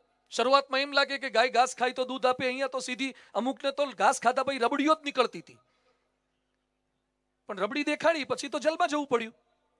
તકલીફ થાય છે, પાછી થોડાક સમય પછી તકલીફ થાય છે. એ બધાની વચ્ચે પ્રશ્નના સોલ્યુશન શું છે નહીં યાદ આવે, ભગવાન યાદ નહીં રાખે. મહાભારતમાં સરસ ઉલ્લેખ આવે છે, ધૃતરાષ્ટ્રના 100 દીકરા મરી ગયા, 100 દીકરા મૃત્યુ પામ્યા. એટલે ધૃતરાષ્ટ્રે કૃષ્ણ ભગવાનને પ્રશ્ન પૂછ્યો કે મારી શું એવી ભૂલ, મારા શું એવા પાપ, પાંડવના 5માંથી એકઈ ન મર્યા અને મારા 100 દીકરા કેમ મરી ગયા? એ સમયે કૃષ્ણ ભગવાન શું કહે છે? આ જન્મે તો તારી ભૂલ છે, પણ આજથી 50 જન્મ પહેલા તું પારધી હતો. આજથી 50 જન્મ પહેલા તું પારધી હતો. અને એમાં તે એક ઝાડ ઉપર ઝાડ નાખી, નીચેથી અગ્નિ પ્રજ્વલિત કર્યો. એમાં મોટા પક્ષી ઉડી ગયા. જે બખોલમાં માળામાં નાના નાના બચ્ચા હતા એ હલવાઈ ગયા, ભરાઈ ગયા, એ બફાઈ ગયા. એ બચ્ચાની સંખ્યા 100 હતી. એના પાપે કરીને આજે 50 જન્મ પછી તારા 100 દીકરા મર્યા છે. યાદ રાખજો, ભગવાનના કમ્પ્યુટરમાં ક્યારેય વાયરસ આવતા નથી. એમાં કોઈ હેકર્સનું ચાલતું નથી. એમાં કોઈ કરપ્શન ચાલતા નથી. જે કઈ ભૂલ કરી હશે, કબીરજી લખે છે, ચીટી કે પાવ મેં ઝાંઝર બજતા હે वो भी मेरो साहिब सुनता है. ચીટી એટલે કીડી કેવડી હોય? પાલનપુરમાં કદાચ આવડી આવતી હશે. કીડી આવડી હોય. કીડીનો પગ કેવડો, કીડીના પગમાં બાંધેલું ઝાંઝર કેવડું, અને કીડી ચાલે ઝાંઝરમાંથી ઘૂઘરીનો અવાજ થાય કેવડો. ચીટી કે પાવ મેં ઝાંઝર બજતા હે वो भी मेरो साहिब सुनता है. તો આગુ પાછું બારણું બંધ કરીને ભાઈ ભાભીનું કે આગા પાછાના ઘસાતા બોલે આવીશું. ઘસાતું કર્યું હશે, ખોટું કર્યું હશે. ભગવાનના કમ્પ્યુટરમાં ડેટામાં બધું સેવ નહીં થયું હોય.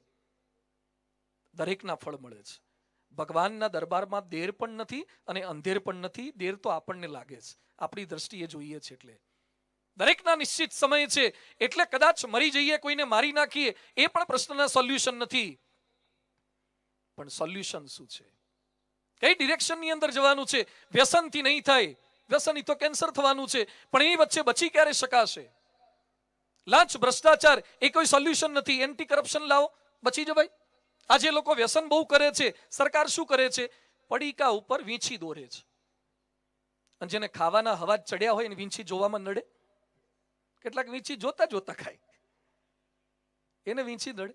સરકાર જાહેરાતો કરી શકે, સરકાર એમ કહી શકે કે આટલા રેડિયસની અંદર પાનનો ગલ્લો ન ખોલવો, પણ સરકાર ગુટકા બંધ કરી શકે? તાકાત છે સરકારની ગુટકા ખાતા લોકોના મોઢામાંથી કાઢી શકવા? અધ્યાત્મ વગર એ શક્ય નથી. ગાંધીજી જ્યારે બ્રિટનમાં અભ્યાસ કરવા માટે જતા હતા, એ સમયે ગાંધીજીની માતા પુતળીબાઈ ગાંધીજીને એક સંત પાસે લઈ ગયા અને ગાંધીજીને હાથમાં પાણી લેવડાવ્યું છે કે બેટા, તું વિદેશ અભ્યાસ કરવા માટે જાય છે, ક્યારે પણ દારૂ ન પીતો, માંસ ન ખાતો અને પરસ્ત્રી ગમન વ્યભિચાર ન કરતો. ગાંધીજી પ્રદેશ ગયા અને ગાંધીજીને ત્યાંના ગોરા લોકો સમજાવતા હતા, mister Gandhi, you have to understand, India is A hot country, Britain is A cool country. અહીંયા તો ઠંડી બહુ છે અને ગરમાવા માટે, ગરમી થાય એના માટે તમારે પીવું જ પડે. અને કેટલાક લોકો આબુ જઈને આપણા વાળા એ પીવે છે. હમણાં અમારા રાજકોટથી એક ભાઈ અંબાજી ગયા હતા.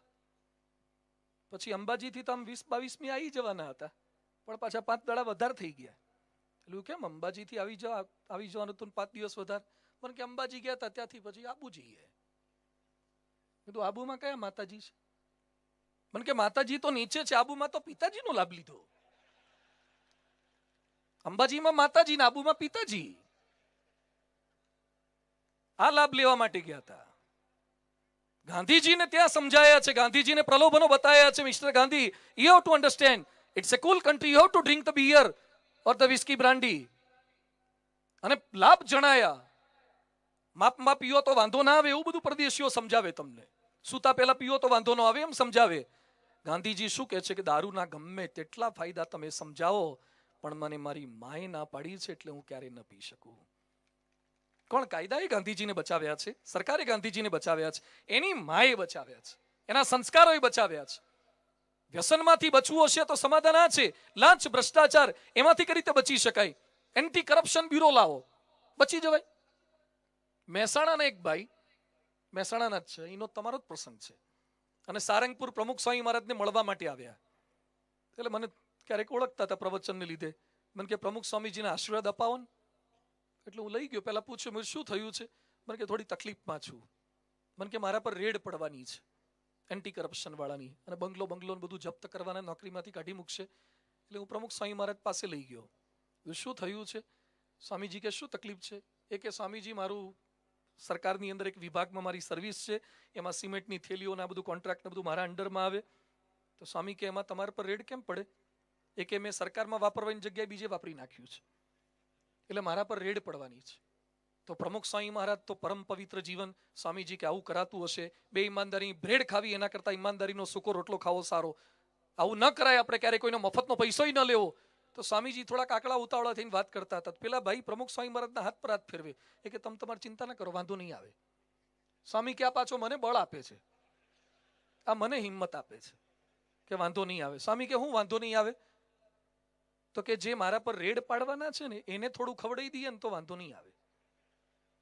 એટલે પ્રમુખ સ્વામી મહારાજ મારી સામે જોઈને મને પૂછે, સ્વામી કે જે રેડ પાડવા વાળા હોય એ ખાય? સ્વામી, ભારતમાં તો જેને મોઢું કરતા ખોલતા આવડતું હોય ને, મોઢું ખોલતા ટાઈમે કોઈક ના જોવે એમ બંધ કરતા આવડવું જોઈએ. અને ખાધા પછી કોઈને ખબર ના પડવી જોઈએ મોઢામાં છે ને તમે ચાવવાની એક્ટિંગ ના કરો, ખબર ના પડવા દો, ત્યાં સુધી વાંધો ના આવે. એન્ટી કરપ્શન વાળાને પણ ખવડાવવાના વિચાર આપણા સરકારી માણસોને આવી શકે છે. કેટલા લાંચની અંદર પકડાયા છતાં હજી અધિકારીઓ નથી લેતા? કેટલા લે છે? અમારે તે એક ભાઈ વ્યસન કરે છે, દારૂ પીવે, રોજનો 4,500 નો દારૂ પીવે છે, રોજનો 4,500 નો દારૂ. એટલે હું એને મળ્યો, જો કે સત્સંગના સંપર્કમાં આવ્યા છે, બધો દારૂ એનો છોડાયો છે. 15 ડિસેમ્બર 2012 દારૂ છોડ્યો છે, આજ સુધી દારૂનું ટીપું મોઢામાં મૂક્યું નથી. 47 લાખનો દારૂ પી ગયા.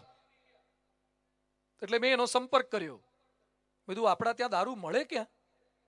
મને કે જે પીતા હોય પૂછે નહીં. મને કે તમારી લાઈન નહીં, આવું બધું પૂછવું નહીં, બધું મારે કથામાં કામ લાગે.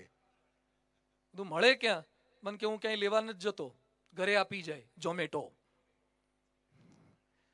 શરૂ થયું છે ને તમારું ઝોમેટો ના બધું કેટલું. ઝોમેટો વાળા દારૂ લગભગ નથી આપતા. મેં કીધું ઘરે કોણ આપી જાય? મને કે ઘરે આપી જાય છે. તું ઘરે આપી જાય તો પોલીસ પકડે નહીં? મને કે ના પોલીસ આપી જાય છે. આ તમને બનેલો પ્રસંગો. 47 લાખ દારૂ ખર્ચા છે, પોલીસ ઘરે દારૂ આપવા આવે. હાલત આ છે, ક્યાંક પરિસ્થિતિ આ છે. એ બધાની વચ્ચે ખાલી કાયદાથી માણસોને વ્યસન મુક્ત બનાવી દેવા છે, કાયદાથી લાંચ ભ્રષ્ટાચાર મતાઈ દેવા છે. સીસીટીવી કેમેરા નાખી દો, ચોરી બંધ થઈ ગઈ, ચોરી પકડાતી થઈ. ચોરી કદાચ થોડુંક માણસને બીક લાગશે, હવે જેને ચોરી કરવી છે આટલા કેમેરા આવ્યા, કદાચ થોડોક ફરક થયો હશે, પણ એની વચ્ચે ખાલી કેમેરા. વ્યક્તિને એવો બનાવી દો કે કેમેરા ના હોય ને તો પણ ચોરી ના કરે. ખાલી કેમેરાથી શું કરવા? ભગવાનના કેમેરા તો ચાલુ જ છે, કાયમ કેમેરા ચાલુ છે, એના પૂર્વજોના કેમેરા ચાલુ છે, એની સંસ્કૃતિના કેમેરા ચાલુ છે, એને જે સંત મહાત્મામાં માને છે એના કેમેરા ચાલુ છે. રામાયણ, ગીતા, ભાગવત, ઉપનિષદ, એના કેમેરા એની નજર સમક્ષ નથી. શા માટે અનુસંધાન નથી રાખી શકતા? તો પ્રશ્નનું સમાધાન ખાલી કાયદાઓથી નથી.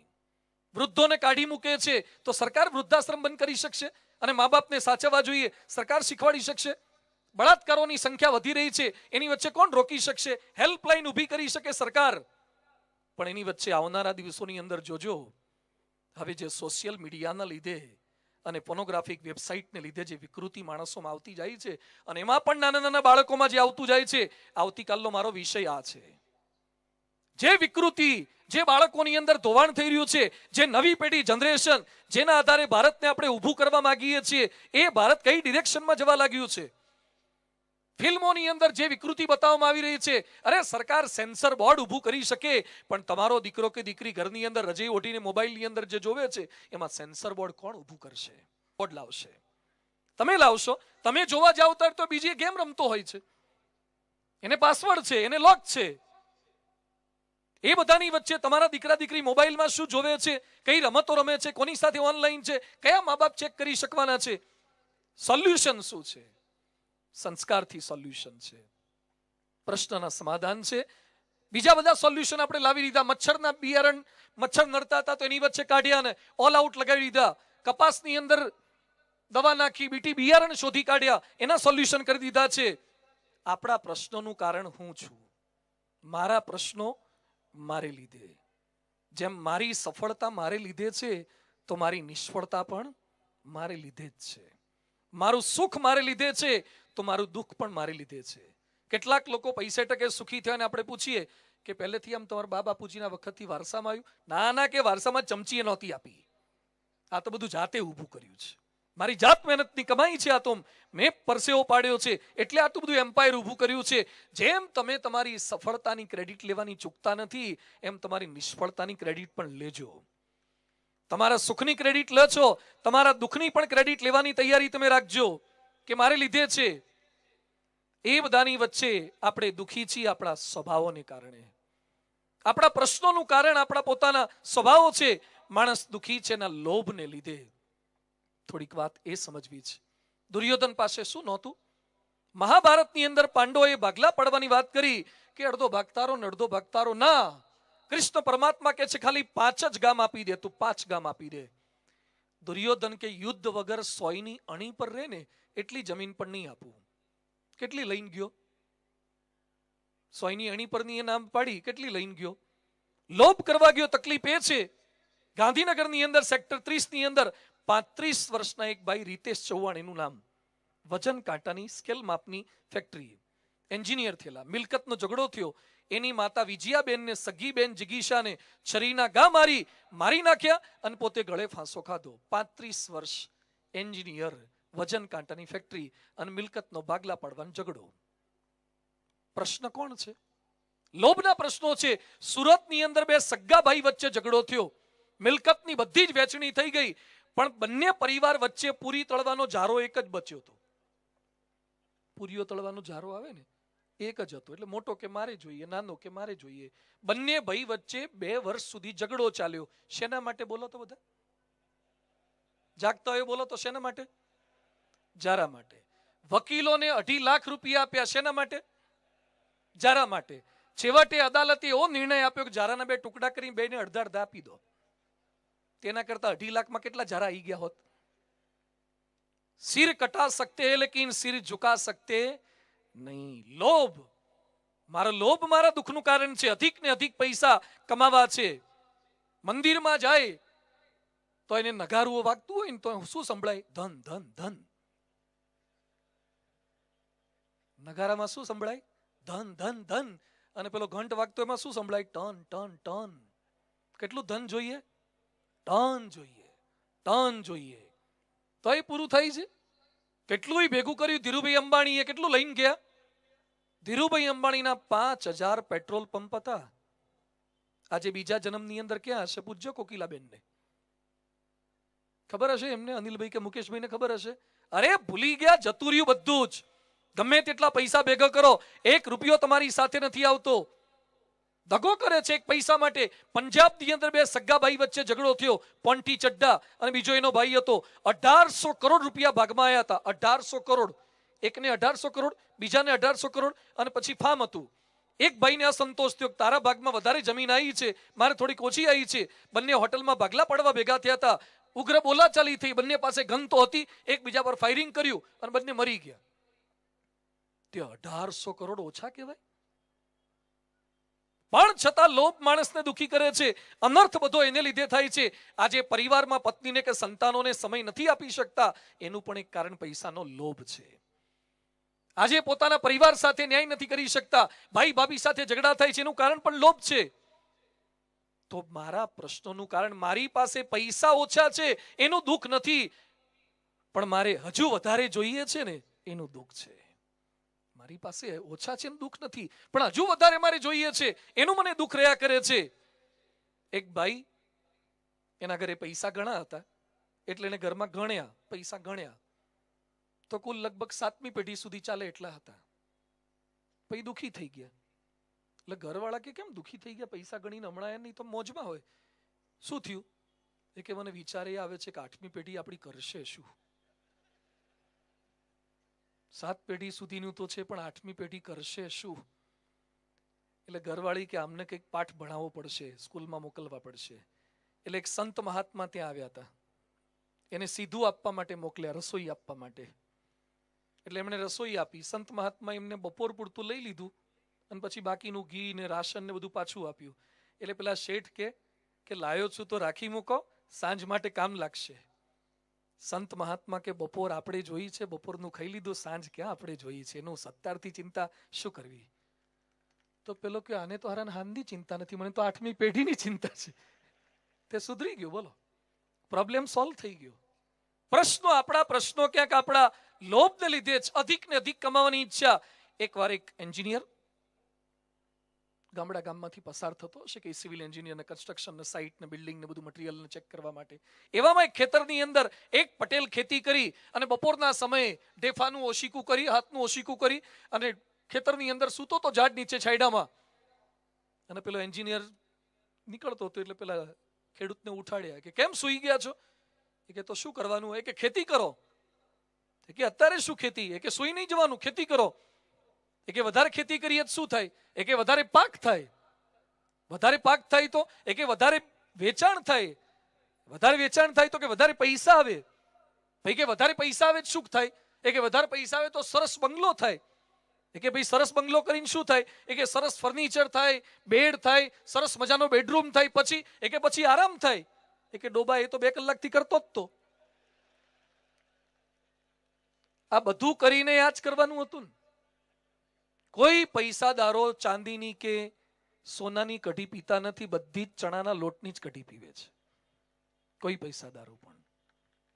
અને કોઈ પૈસાદાર મરી જાય છે એની રાખ, આ પાલનપુર તો તમારા ડાયમંડ વાળા છે ને કેટલાક, તો એનો રફ માલ બધો ડાયમંડ નો નીકળે છે. અને મરી જાય ત્યારે રાખમાંથી નીકળે છે. કરોડપતિની રાખ અને રોડપતિની રાખ બધી સેમ છે. લોભ કોના માટે? શા માટે અધિક ને અધિક ભેગું કરવાની ઈચ્છા રહ્યા કરે છે? ઘર ચલાવવા માટે, વ્યવહાર ચલાવવા માટે જરૂરી પૈસો ખોટો નથી, પણ અતિરેક ખોટો છે. જેમ પેરાસિટામોલની 1 ટીકડી લેવાથી તમારો તાવ કે માથું દુખતું હોય તો મટી શકે, પણ 50 ટીકડી લેવાથી તમે પરમેનન્ટ બંધ થઈ જાઓ. કોઈ પણ સારી દવા અતિરેકથી એ દુઃખનું કારણ છે. પૈસો જ્યાં સુધીની મર્યાદામાં હોય ત્યાં સુધી બરાબર છે, એનો અતિરેક એ દુઃખનું કારણ બની શકે છે. મારા પ્રશ્નનું કારણ મારો લોભ તો નથી ને? વિચાર કરજો. મારા પ્રશ્નનું કારણ મારો કામ તો નથી ને? કામ વાસના ખતરનાક ચીજ છે, અતિશય અઘરી છે. કલાપી જેવો કલાપી, લાઠી ગામના કલાપી, ખૂબ સુંદર કવિ, પણ દાસી શોભના સાથેના આડા સંબંધો અને પત્નીએ ઝેર આપી અને પોતાના પતિ કલાપીને મારી નાખ્યા. 26 વર્ષે મર્યો, 26 વર્ષે મૃત્યુ પામી ગયો. કેમ? પત્નીએ ઝેર આપી દીધું. કારણ શું? બીજા સાથેના આડા સંબંધો. અમે બોટ્સવાના ગયા હતા. આફ્રિકાનો એક દેશ છે બોટ્સવાના. બોટ્સવાનાની અંદર 15 લાખની વસ્તી છે. ડાયમંડની ખાણો છે. અમને બતાવવા માટે લઈ ગયા હતા. હીરાની ખાણ, સોનાની ખાણ. 15 લાખની વસ્તીમાંથી 7 લાખને એઇડ્સ છે. 7 લાખને એઇડ્સ છે. ફાસ્ટેસ્ટ ગ્રોઈંગ કન્ટ્રીમાં બોટ્સવાનાનું નામ આવે છે, છતાં પણ પરિસ્થિતિ આવી થઈ છે. શા માટે?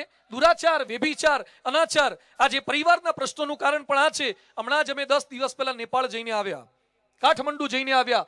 નેપાળ હિન્દુ રાષ્ટ્ર હતું અત્યાર સુધી. અત્યારે કમ્યુનિસ્ટ પાર્ટી આવી ગઈ છે.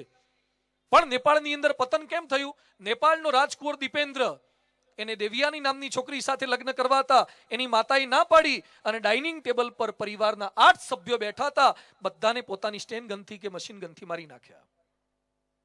કામ વાસના. એક સ્ત્રી સાથે મારે લગ્ન કરવા છે અને તમે મને લગ્ન કરવાની ના કેમ પાડો છો?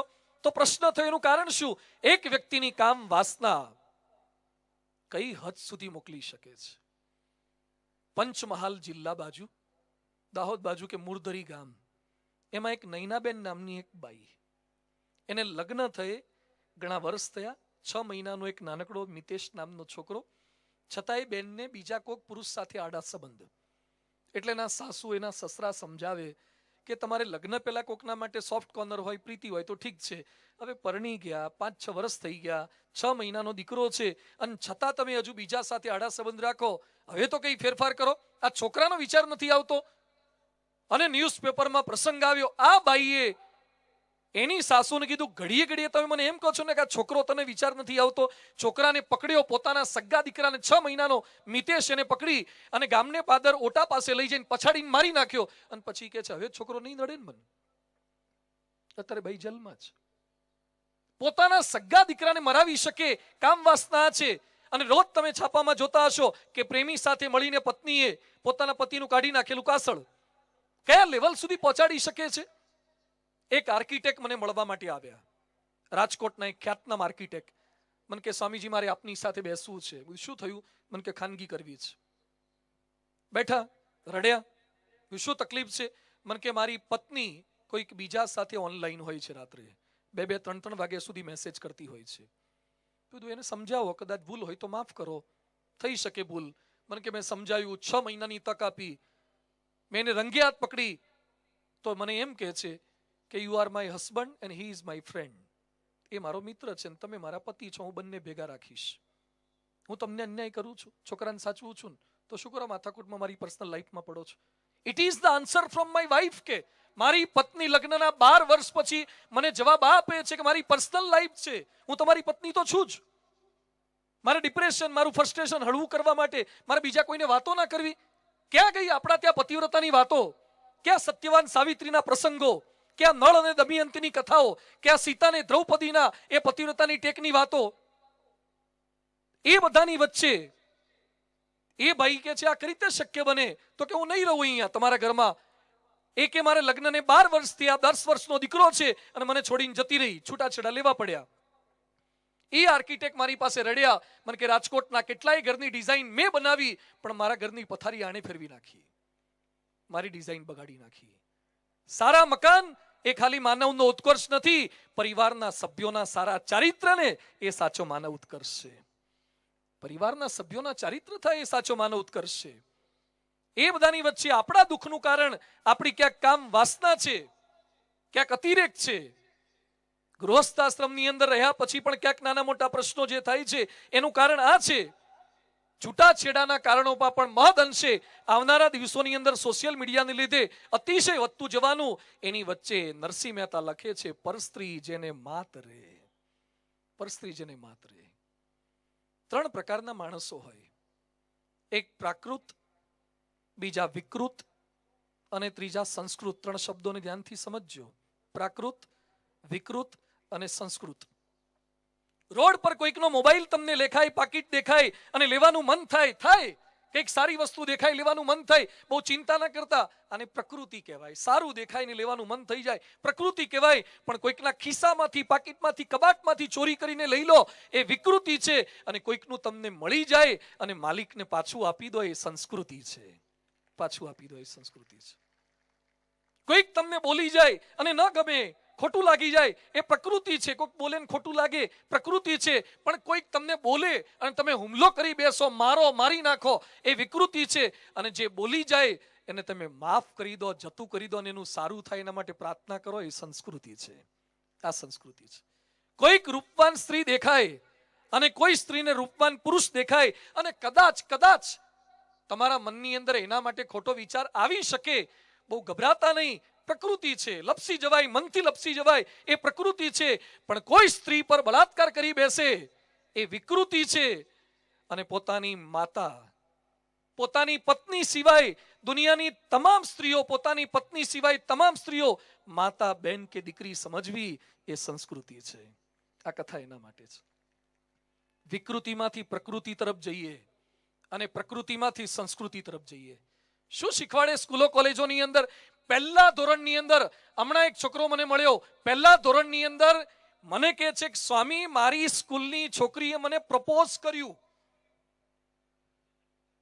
આ મોટી ઉંમર વાળાને સમજાય છે પ્રપોઝ, એને પોઝ સંભળાય. ટીવીમાં પોઝ કરે, કેસેટમાં પોઝ કરે. શિવરામભાઈ પ્રપોઝ આવ્યું છે હવે તો એ બહુ જૂના જમાનાના થઈ ગયા. પહેલા ધોરણની અંદર ભણતો છોકરો મને કહે છે કે સ્વામી મારા ક્લાસમાં પહેલા ધોરણમાં ભણતી છોકરીએ મને પ્રપોઝ કર્યું. It's a sign of development, it's a sign of progress. આ કઈ પ્રગતિની નિશાની છે.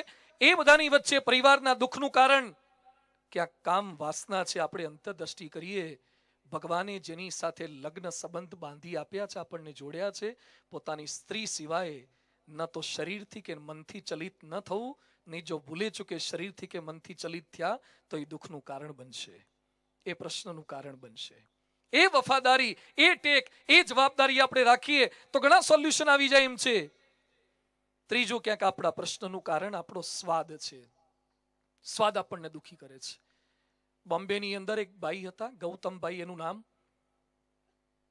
એના ઘરવાળા સાથે, સંતાનો સાથે રહેતા હતા. એમાં એના ઘરવાળીનું નામ સાવિત્રી. અને રસોઈ સરસ કરીને એમાં કઢી સારી બની. આ ભાઈને કઢી ભાવી ગઈ. બપોરે કઢી કરી હતી, પુલાવ ને કઢી કરી હશે. એટલે આ ભાઈ ગૌતમભાઈ ઘરવાળાને કહેતા કે કઢી સરસ બની છે એટલે હાંજ માટે રાખી મૂકજે, મને ભાઈ છે. પાછો આવ્યો ઓફિસેથી અને સાંજે આવીને પહેલું જ પૂછ્યું કઢી ક્યાં? તો ઘરવાળી કે પૂરી થઈ ગઈ. અલા પણ મેં રાખવાનું કીધું તું, મને ભાઈ હતી. એ કે અમારે જમવાનું બાકી નહોતું, તે તમારે ગયા પછી હું બેઠી, છોકરા બેઠા, બધાને ભાઈ તમે ઉલાળી ગયા. ના વધી કે એટલી જ હતી. અને પેલા ભાઈનો ગુસ્સો આસમાને પહોંચ્યો. સ્પ્રિંગ છટકી, એણે પોતાની ઘરવાળીને પકડી અને 7મા માળેથી પરેલ વિસ્તારની અંદર બોમ્બેમાં ઉપરથી નીચે નાખી, મરી ગઈ. અત્યારે એ ભાઈ ગૌતમભાઈ બોમ્બેની સેન્ટ્રલ જેલમાં રોજ હાંજે કઢી ખાય છે. તે થોડી વાર ખમી ગયા હોત તો ફરથી ન કરી આપત. માણસ દુખી કેમ થયો? સ્વાદને કારણે દુખી થાય છે, છોડી શકતા નથી. એક ચાના કપ માટે ઝઘડા, પરિવારની અંદર પ્રશ્નો થાય છે, થાળીઓ ઉલળે છે, છૂટાછેડા સુધી પહોંચી જાય છે. ઘરની અંદર પણ બધી આ પ્રશ્નો આના લીધે, સ્વાદના લીધે પ્રશ્ન થવા લાગે છે. સહેજ આગુ પાછું થઈને પત્નીને જેમ તેમ બોલવાનું, દીકરાની વહુને જેમ તેમ બોલવાનું. એક સ્વાદ આપણને કેટલો દુખી કરી શકે છે, અને એની અંદર વ્યસન, એની તો ગુલામી થઈ ગઈ છે. કેટલું પ્રમાણ વધવા લાગ્યું છે. આપણને જેટલું પાકિસ્તાને નુકસાન નથી પહોંચાડ્યું, એના કરતા વધારે નુકસાન પાકિસ્તાને પહોંચાડ્યું છે. ફાકીએ પહોંચાડ્યું છે, માવાએ પહોંચાડ્યું છે. જો કે મારે પાલનપુરમાં બધી વાતો ન કરવી જોઈએ, કારણ કે વ્યસન માત્ર તો કાઠિયાવાડમાં હોય, પાલનપુરમાં તો બધા પવિત્ર પુરુષો રહેતા હોય. લગભગ હું આશા રાખું કે અહીંયા તો કોઈ ખાતા નહીં હોય ને, સભામાં નહીં ખાતા હોય, અથવા ખાઈ તો જણાવવા દેતા નહીં હોય. શું વ્યસનના પ્રમાણ વધવા લાગ્યા છે. ઠેર ઠેર માવા, બધે જ માવા. વ્યસનો 120 ને 135 ને ફાકીન ગુટકાન. જવા મર્દો કી અસલી પહેચાન માણિકચંદ ખાઓ.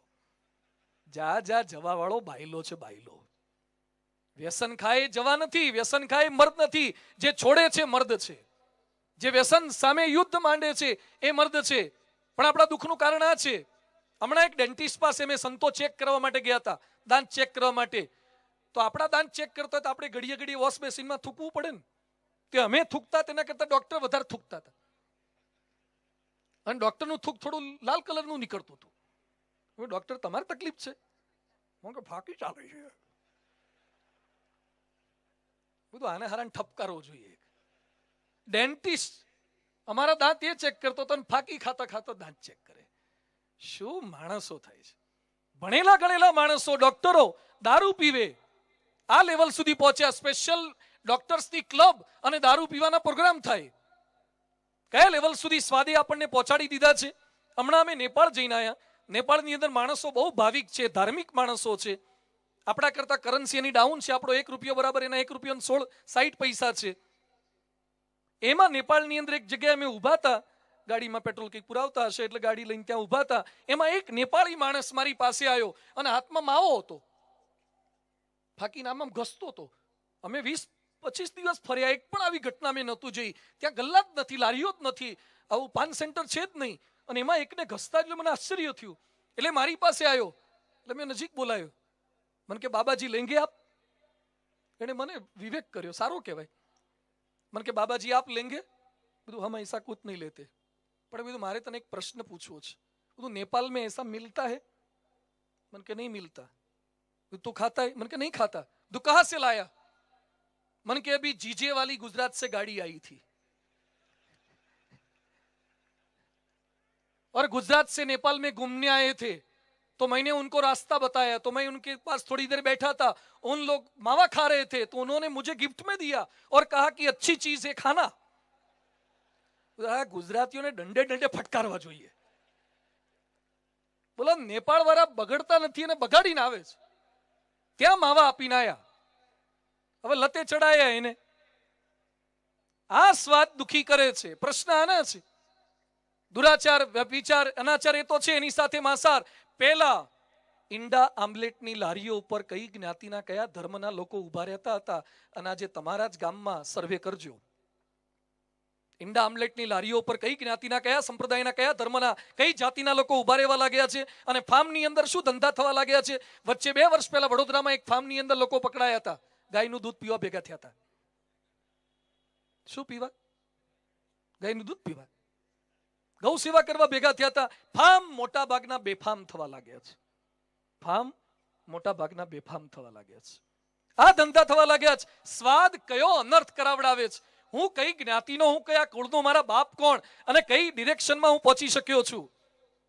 તો થોડાક પાછા વળીએ. મારા પ્રશ્નનું કારણ, મને કેન્સર થયું, મને જે કઈ આ પરિસ્થિતિ ઊભી થઈ છે, મારા સંતાનોની અંદર જે કુસંસ્કાર આવ્યા છે, એનું કારણ મારા વ્યસન છે, મારા દૂષણ છે, મારા દુરાચાર છે. તો જીભને થોડી કંટ્રોલમાં રાખીએ ને તો ઘણા પ્રશ્નોનું સોલ્યુશન થઈ જાય છે. અમને સંતોને સંસ્કૃત ભણાવવા માટે આવતા વિમલ શંકર શાસ્ત્રીજી બહુ જ એક સરસ વાત સ્વાદ અંગે કહેતા. એકવાર એમને ઘરમાં રસોઈ ખરાબ થઈ, કંઈ જ ન બોલ્યા. એના પછી દીકરી જમવા બેઠા, પત્ની જમવા બેઠા. એ જમ્યા તો રસોઈ બહુ ખરાબ હતી, કંઈક વધારે પડતું પડી ગયું હતું. એટલે દીકરી એના બાપુજીને કીધું, બાપુજી રસોઈ આટલી ખરાબ છે છતાં તમે કેમ કંઈ બોલ્યા નહીં? તો શાસ્ત્રીજી હંમેશા એક વાક્ય બોલતા, બેટા આ ક્યાં જિંદગીનું છેલ્લું ભોજન હતું? આ ક્યાં જિંદગીનું છેલ્લું ભોજન હતું? સાંજે ફરતી ખાઈશું. એક વાક્ય તમારો એટીટ્યુડ કેટલો બદલી શકે છે. પરમ પૂજ્ય પ્રમુખ સ્વામી મહારાજનો મહેસાણાનો પ્રસંગ છે. સ્વામીજી જાપાન ગયા હતા અને જાપાનની અંદર શીરો બનાવવા ગયા. એમાં શીરામાં દળેલી ખાંડ, બુરું અને મીઠું બેના ડબ્બા બાજુ બાજુમાં હતા. અને બનાવનારને ખબર ના રહી અને ખાંડની જગ્યાએ મીઠું બારોબાર નખાઈ ગયું.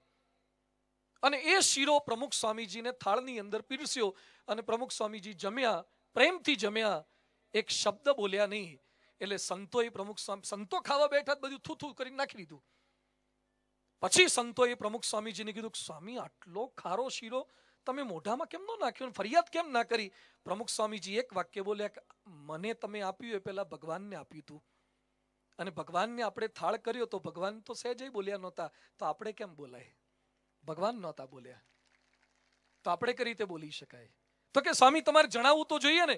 સ્વામી કે જણાઈને શું કરો બગાડવું? પાછળ ખાસે જ નહીં ખબર પડે. આપણે કહીએ પાછું કોકને એમ લાગે કે અમારો વાંક બતાવે છે. પણ માણસ પોતાનો સ્વાદ રોકી શકતો નથી. દુઃખનું કારણ આપણા પરિવારમાં ક્યાંક આ છે. વ્યસનની ગુલામી, માંસાહારની ગુલામી, એ બધામાંથી મુક્ત થઈએ. ક્યાંક પ્રશ્નનું કારણ આપણું માન છે. માન, અહંકાર. મંદિરની બહાર જ ભિખારી નથી હોતા, મંદિરની અંદર પણ ભિખારી હોય છે. મંદિરની બહાર વાડકા લઈને માગે છે અને મંદિરની અંદર વાડકા વગર માગે છે. ભીખ તો ત્યાંય મંગાય છે. ખાલી પૈસાના દાનના જ ભિખારી નથી હોતા, માનના પણ ભિખારી હોય છે. મારું નામ કેમ ના આવ્યું? પરીક્ષિતનું સન્માન ન થયું શમીક ઋષિના આશ્રમની અંદર, અને પરીક્ષિત એ શમીકનું અપમાન કરી બેઠા અને 7 દિવસમાં મરી જશે એવો શાપ થયો છે. કારણ માન છે. દક્ષ પ્રજાપતિની સભાની અંદર બધા ઊભા થયા અને શિવજી ઊભા ન થયા. અને દક્ષને ખોટું લાગ્યું કે બધા ઊભા થયા અને મારો જમાઈ ઊભો ન થયો. ખોટું લાગ્યું શિવજીને, દક્ષ પ્રજાપતિને ખોટું લાગ્યું. અને યજ્ઞ કર્યો, સ્પેશિયલ યજ્ઞ કર્યો. શેના માટે? શિવજીને બતાવી દેવા માટે. મોટો યજ્ઞ કર્યો અને બધાને આમંત્રણ કાર્ડ મોકલાયા, પાર્વતી સિવાય, શિવજી સિવાય. અને દરેક કંકોત્રીમાં લખ્યું કે બધાએ જ્યારે પણ અમારા ત્યાં યજ્ઞમાં આવવું, કૈલાસ પરથી જ પ્લેન લઈ જવા અને ત્યાં હોર્ન તો અવશ્ય મારવા. એટલે શિવજી ધ્યાનમાં બેઠા હતા અને સતીએ ઉપરથી આટલા બધા વિમાન એક સાથે, આટલી બધી ફ્લાઇટ જોઈ. એટલે પૂછ્યું બધાને, ક્યાં જાઓ છો? કે તમારા બાપુજીએ યજ્ઞ કર્યો ત્યાં. તમારે નથી આવવાનું? ના, કે અમને કાર્ડ નથી. એટલે શિવજીને પૂછ્યું કે હું કઈ બારગામ ગઈ હતી ઘરમાં કાર્ડ બાડ આવી પડ્યું? શિવજી કે આપણે આવ્યું નથી. તમારા બાપુજીને ત્યાં છે, જવું જોઈએ. શિવજી કે આપણને આમંત્રણ નથી, આપણને હેરાન કરવા ને અપમાન કરવા તારા પિતાએ યજ્ઞ ગોઠવ્યો છે. શિવજીએ ના પાડી છતાં સતી ગયા યજ્ઞમાં બળી મુઆન. પછી તો આખો પ્રસંગ ભાગવતનો બહુ જ મોટો પ્રસંગ છે. પણ પોતાના સગા જમઈ ઊભા કેમ ન થયા? હું એને બતાવી દઉં. દક્ષ પ્રજાપતિએ શિવજીનું અપમાન શું કર્યું છે? કે આવો છે, સ્મશાનમાં પડ્યો રહ્યો છે, કપડાય પહેરતો નથી, માથે જટા પહેરે છે, પાવડરનું કોસ્મેટિકનું નામો નિશાન નહીં, ભાખ ભસ્મ વીંટીને ફરફર કરે છે, સારો હાર પહેરતો નથી, હજારીનો કે ગુલાબનો, એટલે ખોપડાની માળા પહેર કરે છે. તે ભાગવતમાં સરસ લખ્યું છે. કથાકારો કહે છે લગ્ન કરતા પહેલા જમીન જોવા નહોતા ગયા, તમે જ સિલેક્ટ કર્યા હતા. આ બધું કેમ હવે સૂઝ્યું કે આવો છે ને તેવો છે? કારણ કે તમારું માન ગવાયું એટલે તમને બધું સૂઝે છે. જે આપણું માન સાચવે ને એ ગમે તેવા હશે તો પણ એ આપણને ગમશે.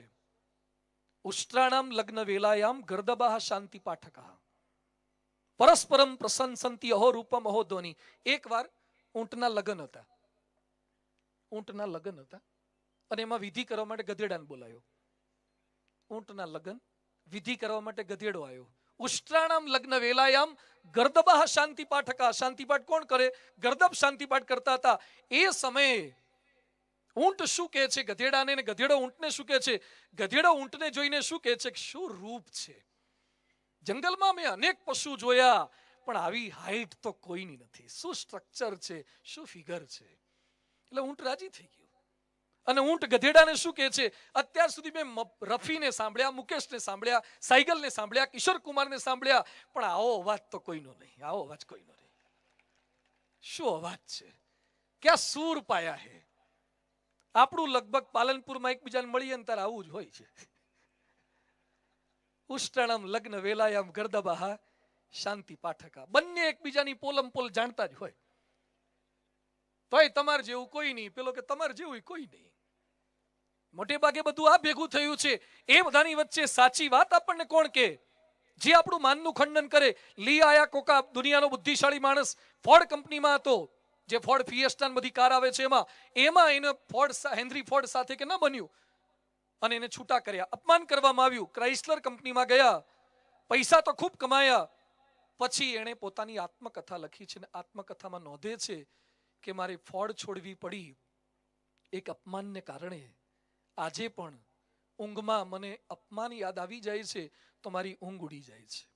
માણસ અપમાન ભૂલી નથી શકતા.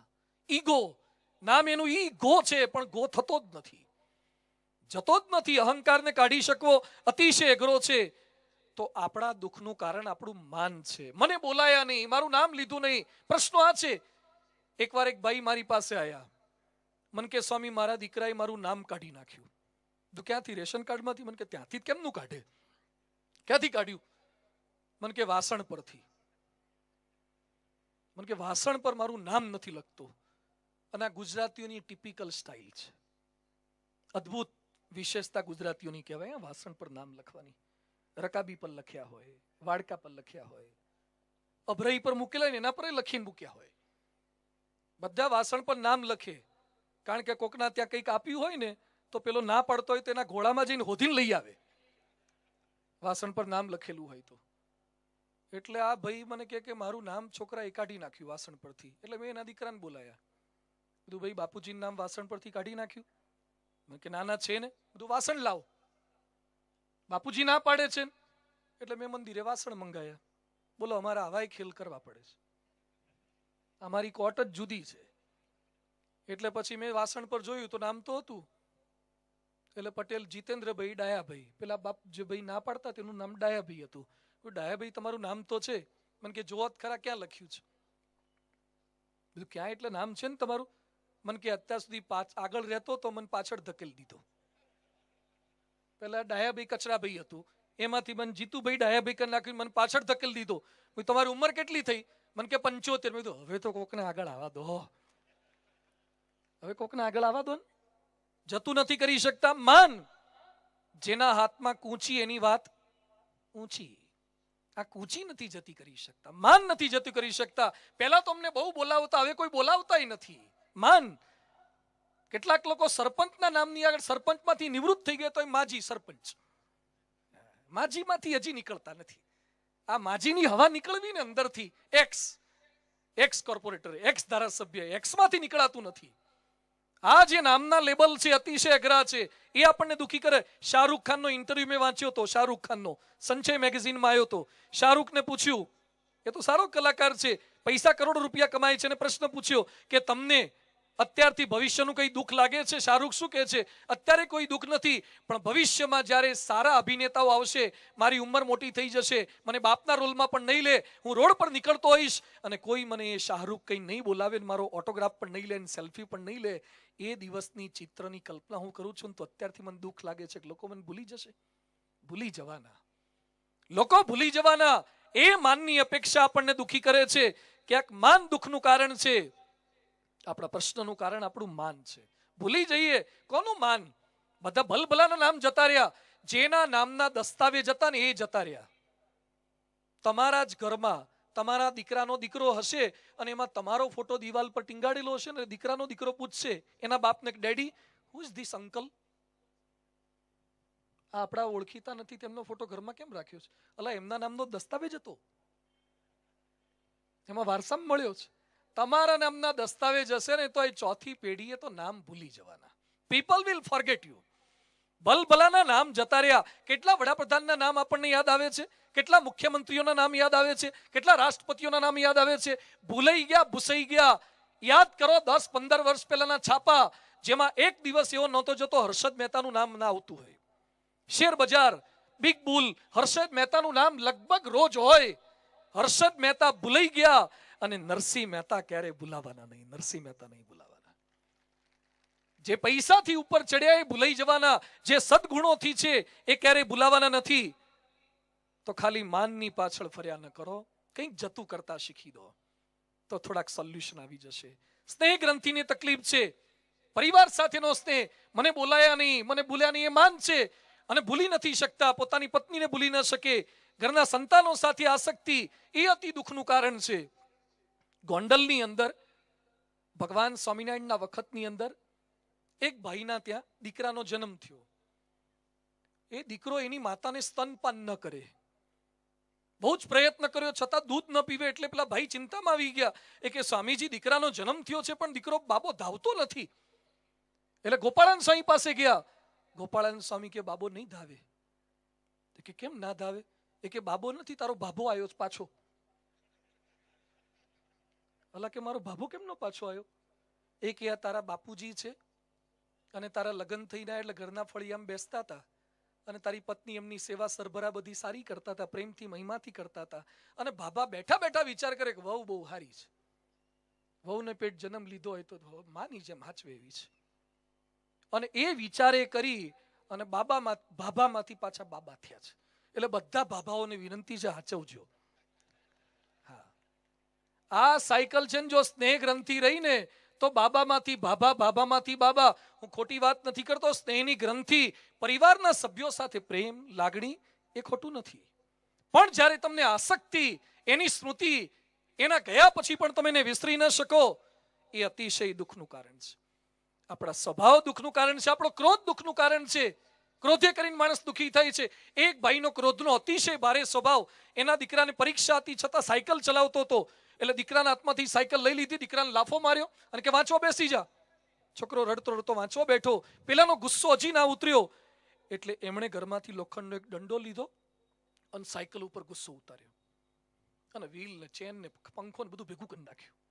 ગુસ્સો ઉતર્યો. પછી છોકરો એના બાપને કે પપ્પા કાલ મારે પરીક્ષા છે તો શેમાં જવું? એ કે સાયકલ લઈને જા. પણ કે સાયકલ તો ક્યાં લઈ જાવ, રિપેર કરી આવી કે. તે પેલું કૂતરું મરી ગયું દોરડું બાંધીને ખેંચીને લઈ જાય ને એમ સાયકલને ઢહડીને લઈ ગયો પંક્ચર પેલો રિપેર કરવા વાળા પાસે. તે પેલો પાલનપુરનો દરવાજા પર ક્યાંક બેઠો હશે દુકાન લઈને. એ કે છેલ્લા 25 વર્ષથી દુકાન સાયકલની ચલાવું છું. આજ સુધી સાયકલ અથડાઈ હોય, સાયકલ સ્કૂટર અથડાયા હોય, સાયકલ ટ્રક અથડાયા હોય, સાયકલ ટ્રેન અથડાઈ હોય, એવી રિપેર કરી છે. પહેલા તું એકવાર કહી દે કે અથડાઈ કોની જોડે? એ કે મારા બાપા જોડે. ક્યાંક આપણો ક્રોધ પરિવારમાં દુઃખનું કારણ છે. ગુસ્સામાં આવીને જેમ તેમ બોલી નાખું, કંઈક કરી નાખું. હર ભજન સ્ત્રી સંતને લાફો માર્યો, ખ્યાલ છે ને? શું થયું? સારો ખેલાડી, સારા બોલર, છતાં પરિસ્થિતિ કેમ આવી થઈ? 2.5 લાખ રૂપિયાની સજા થઈ છે, પનિશમેન્ટ થઈ. માઇક ટાયસન 500 પાઉન્ડનો એક પંચ મારી શકતો હતો. અબજો રૂપિયા વેઇટ લિફ્ટિંગમાંથી, બોક્સિંગમાંથી કમાયો છે. પણ ક્રોધના આવેશમાં આવીને એ પેલા હોલીફિલ્ડનો કાન ખાઈ ગયો અને એને જેલની અંદર જવું પડ્યું. તમે તમારો ક્રોધ જ્યાં સુધી કંટ્રોલ કરતા નહીં શીખો ને ત્યાં સુધી દુઃખ સતત થયા કરશે. આપણા દુઃખનું કારણ આપણો ક્રોધ છે, આપણો ગુસ્સાનો સ્વભાવ છે. આપણે દુઃખી થઈએ છીએ, પરિવારના સભ્યોને આપણે દુઃખી કરીએ છીએ.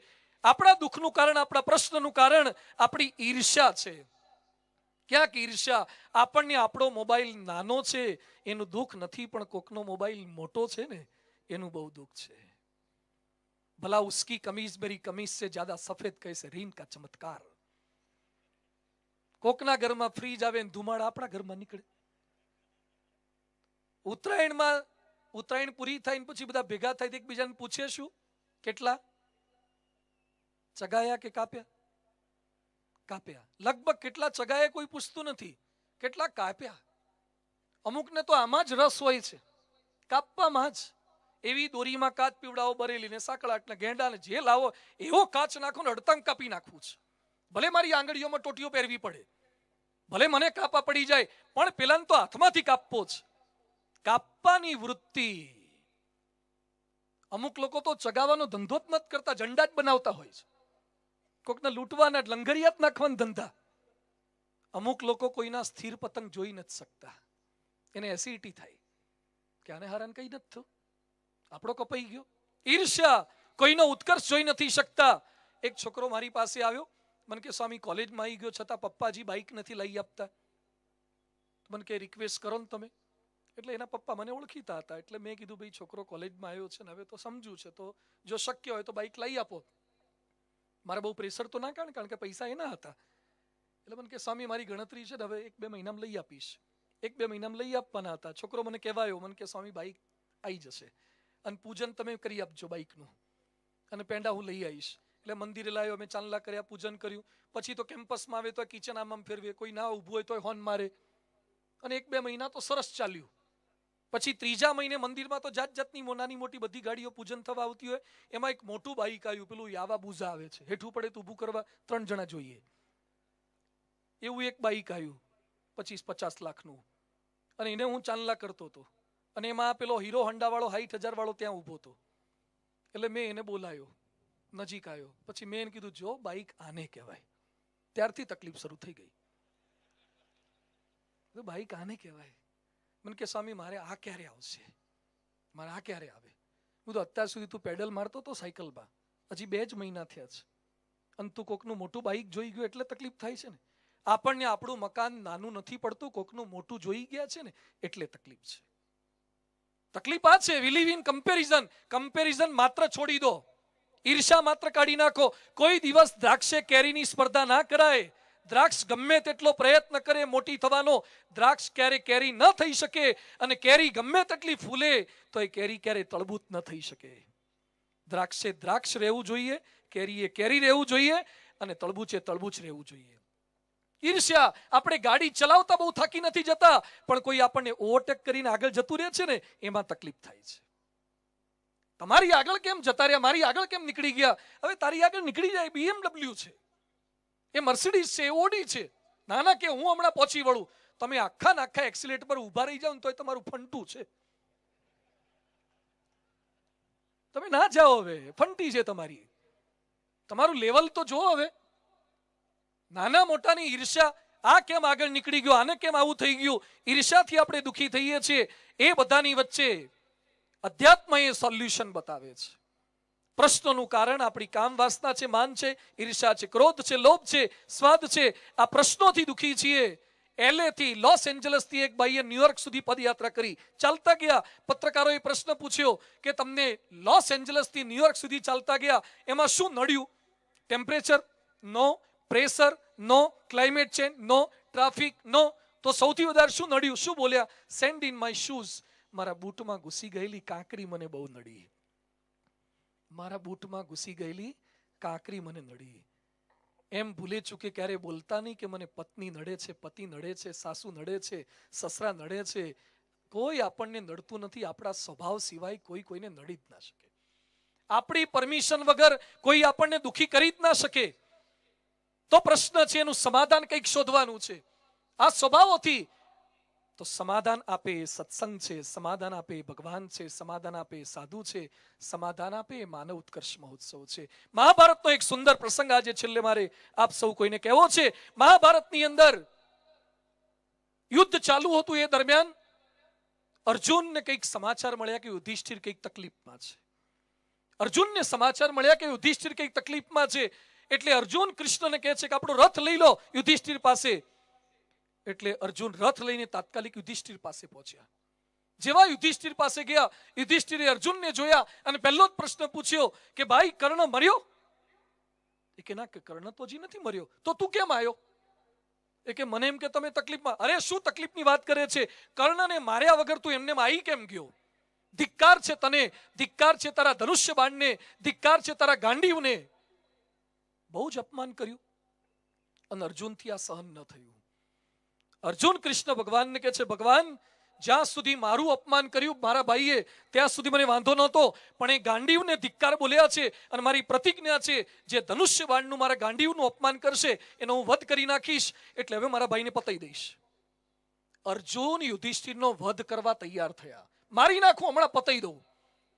કૃષ્ણ કે આ તો ખરેખર પ્રોબ્લેમ આવ્યો. એટલે કૃષ્ણ કે હગ્ગા ભાઈને મારા ના પતાઈ દેવાય હવે તો. કે મારા ગાંડીવનું અપમાન કેમ કર્યું? કૃષ્ણ કે સાંભળ, શાસ્ત્રમાં લખ્યું છે કે કોઈક વડીલનું અપમાન કરો ને એ વધ કર્યા બરાબર છે. એટલે તું યુધિષ્ઠિરનું અપમાન કરી નાખ તો વધ કર્યા તુલ્ય તને સંતોષ થઈ જશે.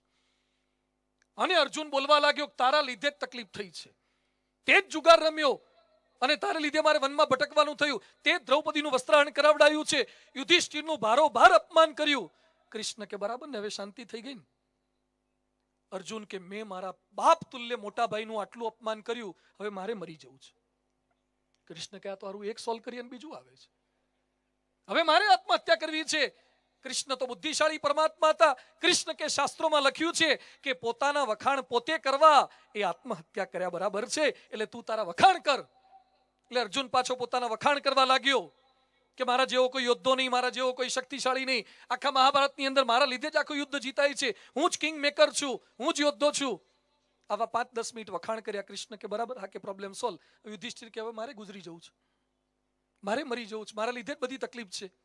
સતત આવા પ્રશ્નો પાંડવ પરિવારમાં પણ આવ્યા છે, પ્રશ્નો એમને પણ આવ્યા છે, પણ એમણે હંમેશા હેલ્પલાઇનને ભેગી રાખી હતી, હેલ્પલાઇન સાથે લઈને ચાલતા હતા.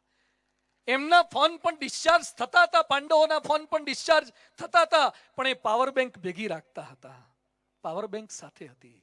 કૃષ્ણ પરમાત્મા એ પાવર બેંક હતા. સત્સંગ એ પાવર બેંક છે. સદવાંચનથી, સારા સંતોના સંગથી, સારા મંદિરના યોગથી, સત્પુરુષના યોગથી તમામ પ્રશ્નોના સમાધાન એ આપણને પ્રાપ્ત થઈ શકે છે.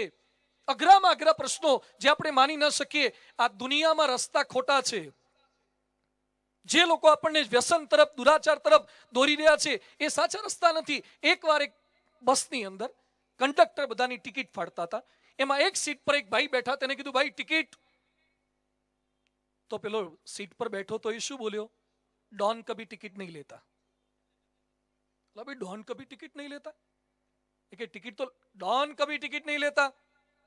એટલે કંડક્ટર એના શરીર સામે જોયું તો અટ્ટો કટ્ટો તો સિક્સ પેક બોડી વાળો કંડક્ટર, કે બતાવવા જેવું નથી. એટલે કંડક્ટર તો બોલ્યા વગર નીકળી ગયો, બીજાની ટિકિટ ફાડી. બીજા દિવસે પાછો ગયો, એ જ સીટ પર બેઠો તો કંડક્ટર કે ભાઈ ટિકિટ, કહા ના ડોન કભી ટિકિટ નહીં લેતા. 2-3 વાર આવું થયું, કંડક્ટરને ફીસી ચડી. કંડક્ટર કે હારો અટ્ટો કટ્ટો છે, કઈ કરાવવા જેવું નથી. કંડક્ટરે નોકરીમાંથી છૂટે પછી જિમ્નેશિયમ જોઈન્ટ કર્યું, જીમ જોઈન્ટ કર્યું. 6 મહિના સુધી પુશઅપ્સ ને પુલઅપ્સ ને દંડ બેઠક ને એટલી કસરતો કરી અને કંડક્ટર હવે તો મજબૂત શરીરનો થઈ ગયો. અને પછી બસની અંદર ગયો અને પેલો બેઠો તો કે ભાઈ ટિકિટ. તો પેલો કે કહા ના ડોન કભી ટિકિટ નહીં લેતા. એટલે કંડક્ટર એક પગ ઊંચો કરીને પેલો બેઠો તો એની બાજુમાં સીટ પર મૂક્યો. ડોન ક્યું ટિકિટ નહીં લેગા, ટિકિટ डॉन को भी लेनी पड़ेगी. એટલે પેલા એક ખિસ્સામાંથી પાસ કાઢીને શું કે મેરે પાસ બસ કા પાસ હે.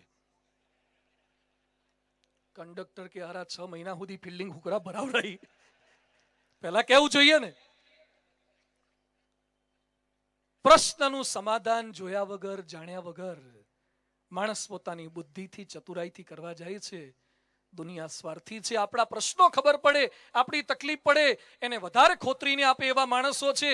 અમારે તમારી પાસેથી 1 રૂપિયાનો પણ વ્યક્તિગત સ્વાર્થ નથી, 1 રૂપિયાનો પણ વ્યક્તિગત સ્વાર્થ નથી, કોઈ અપેક્ષા નથી. અમે એકના એક દીકરા અમારા મા બાપને, પરિવાર છોડીને અહીંયા ભગવા કપડાં પહેરી અને સમાજ માટે, જીવન જીવવા માટે કટિબદ્ધ થયા છે. કોઈ અપેક્ષા નથી.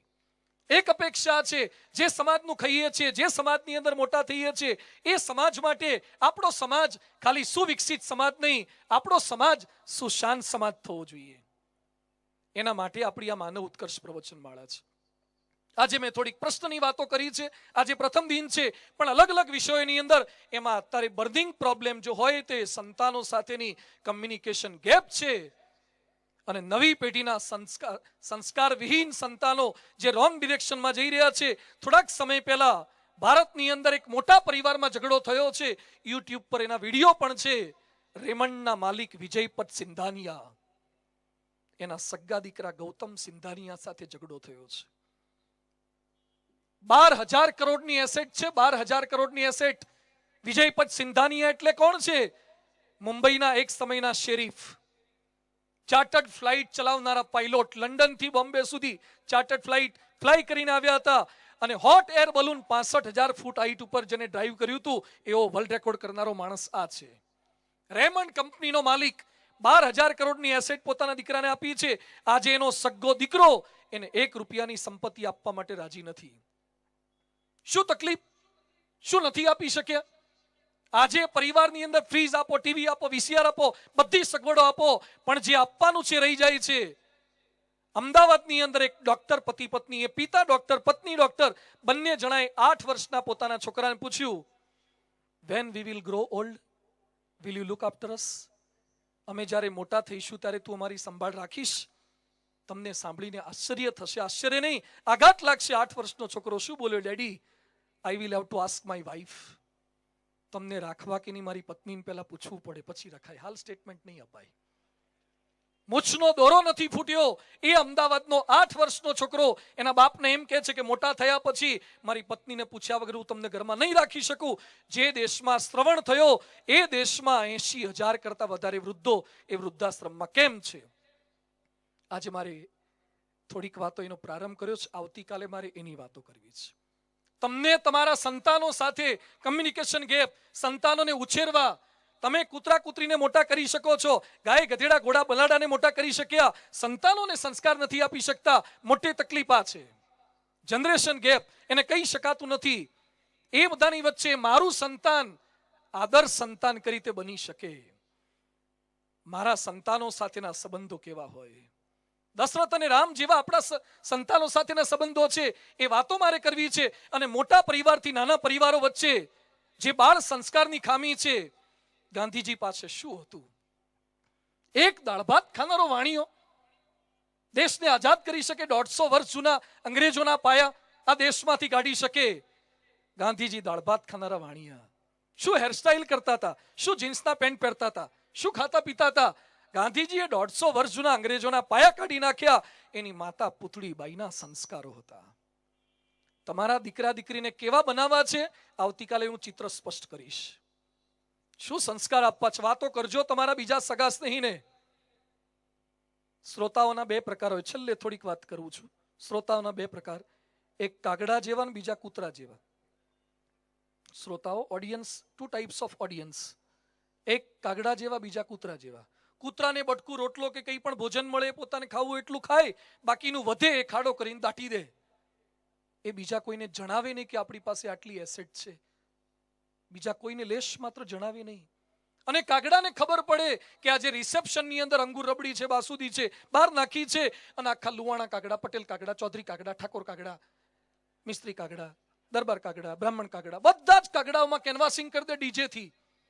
અને તમામને કહે છે કે આજે તો સરસ પ્રોગ્રામ છે, લેટ્સ શેર ઇટ.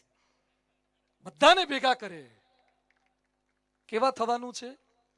બોલો તો બધા. આમ કાગડા જેવા ન થતા, પણ શ્રોતા તરીકે કાગડા જેવા થજો. આવતીકાલે આવો ત્યાં સુધીમાં તમારી પાસે 20-22 કલાકનો સમય છે. એક વ્યક્તિને વધારે લાવવાનો સંદેશ, ખાલી સંદેશ નહીં, કમિટમેન્ટ સાથે. એક વ્યક્તિને આપણે સભાની અંદર, અહીંયા બેઠેલાના ફોન બુકની અંદર, કોન્ટેક્ટ લિસ્ટની અંદર કોઈકને 500 હશે, 1000 હશે, 1500 હશે, 2000 હશે. તમારા લિસ્ટમાં જો 2000 માણસોના નંબર તમે સેવ કરી શકતા હોય તો તમારા કહેવાથી એમાં 2-5 જણાએ જો આવતીકાલે આપણી કથામાં ના આવે તો બાકીના નંબર ડિલીટ કરી નાખો. તમારા કહેવાથી જો 2 જણા પણ તમારું માની ના શકે અને તમે પાછા એમ કહો પાલનપુરમાં બધા મને ઓળખે, જા આવે પાલનપુર વાળી. 2 જણા તારું માનતા નથી, 2 જણા તારા કહેવાથી પ્રવચન માળાની અંદર ના આવી શકે. અને આવતીકાલે એક સ્કીમ બહાર પાડવી છે. ઉત્તમ પ્રિય સ્વામીને મેં કીધું છે, આવતીકાલે જે કથામાં આવે ને એને 1000ની નવી નોટ આપવી છે. હું પાલનપુર પર લોડ નહીં આપું, રાજકોટથી લઈને આવ્યો છું. આવતીકાલે જેટલા કથામાં આવે એને 1000 રૂપિયા રોકડા આપવા છે. અને ખરેખર જો આ વાત સાચી હોય તો કાલ કથામાં સંખ્યા કેટલી હોય? ઘણાને 80 વર્ષના માજી ઘરમાં હુતા છે ને ખાટલા હોતા લઈ આવે, એ કે ત્યાં પડ્યા રહેજો, 1000 રૂપિયા મળશે. આવતીકાલે મારે 1000 નહીં, 10,000 નહીં, લાખ નહીં, કરોડ નહીં, તમારા દીકરા દીકરી સન્માર્ગે જઈને એવી અબજો રૂપિયાની વાતો કરવી છે. એ 1000 નહીં, એ લાખો અને કરોડો અબજો રૂપિયા બરાબર છે. એક ઇતિહાસ સર્જવો છે પાલનપુરના આંગણે. પાલનપુરની પ્રજા એક વિચારશીલ પ્રજા છે. પાલનપુરની પ્રજા એ ઉત્કર્ષમાં સમજનારી પ્રજા છે.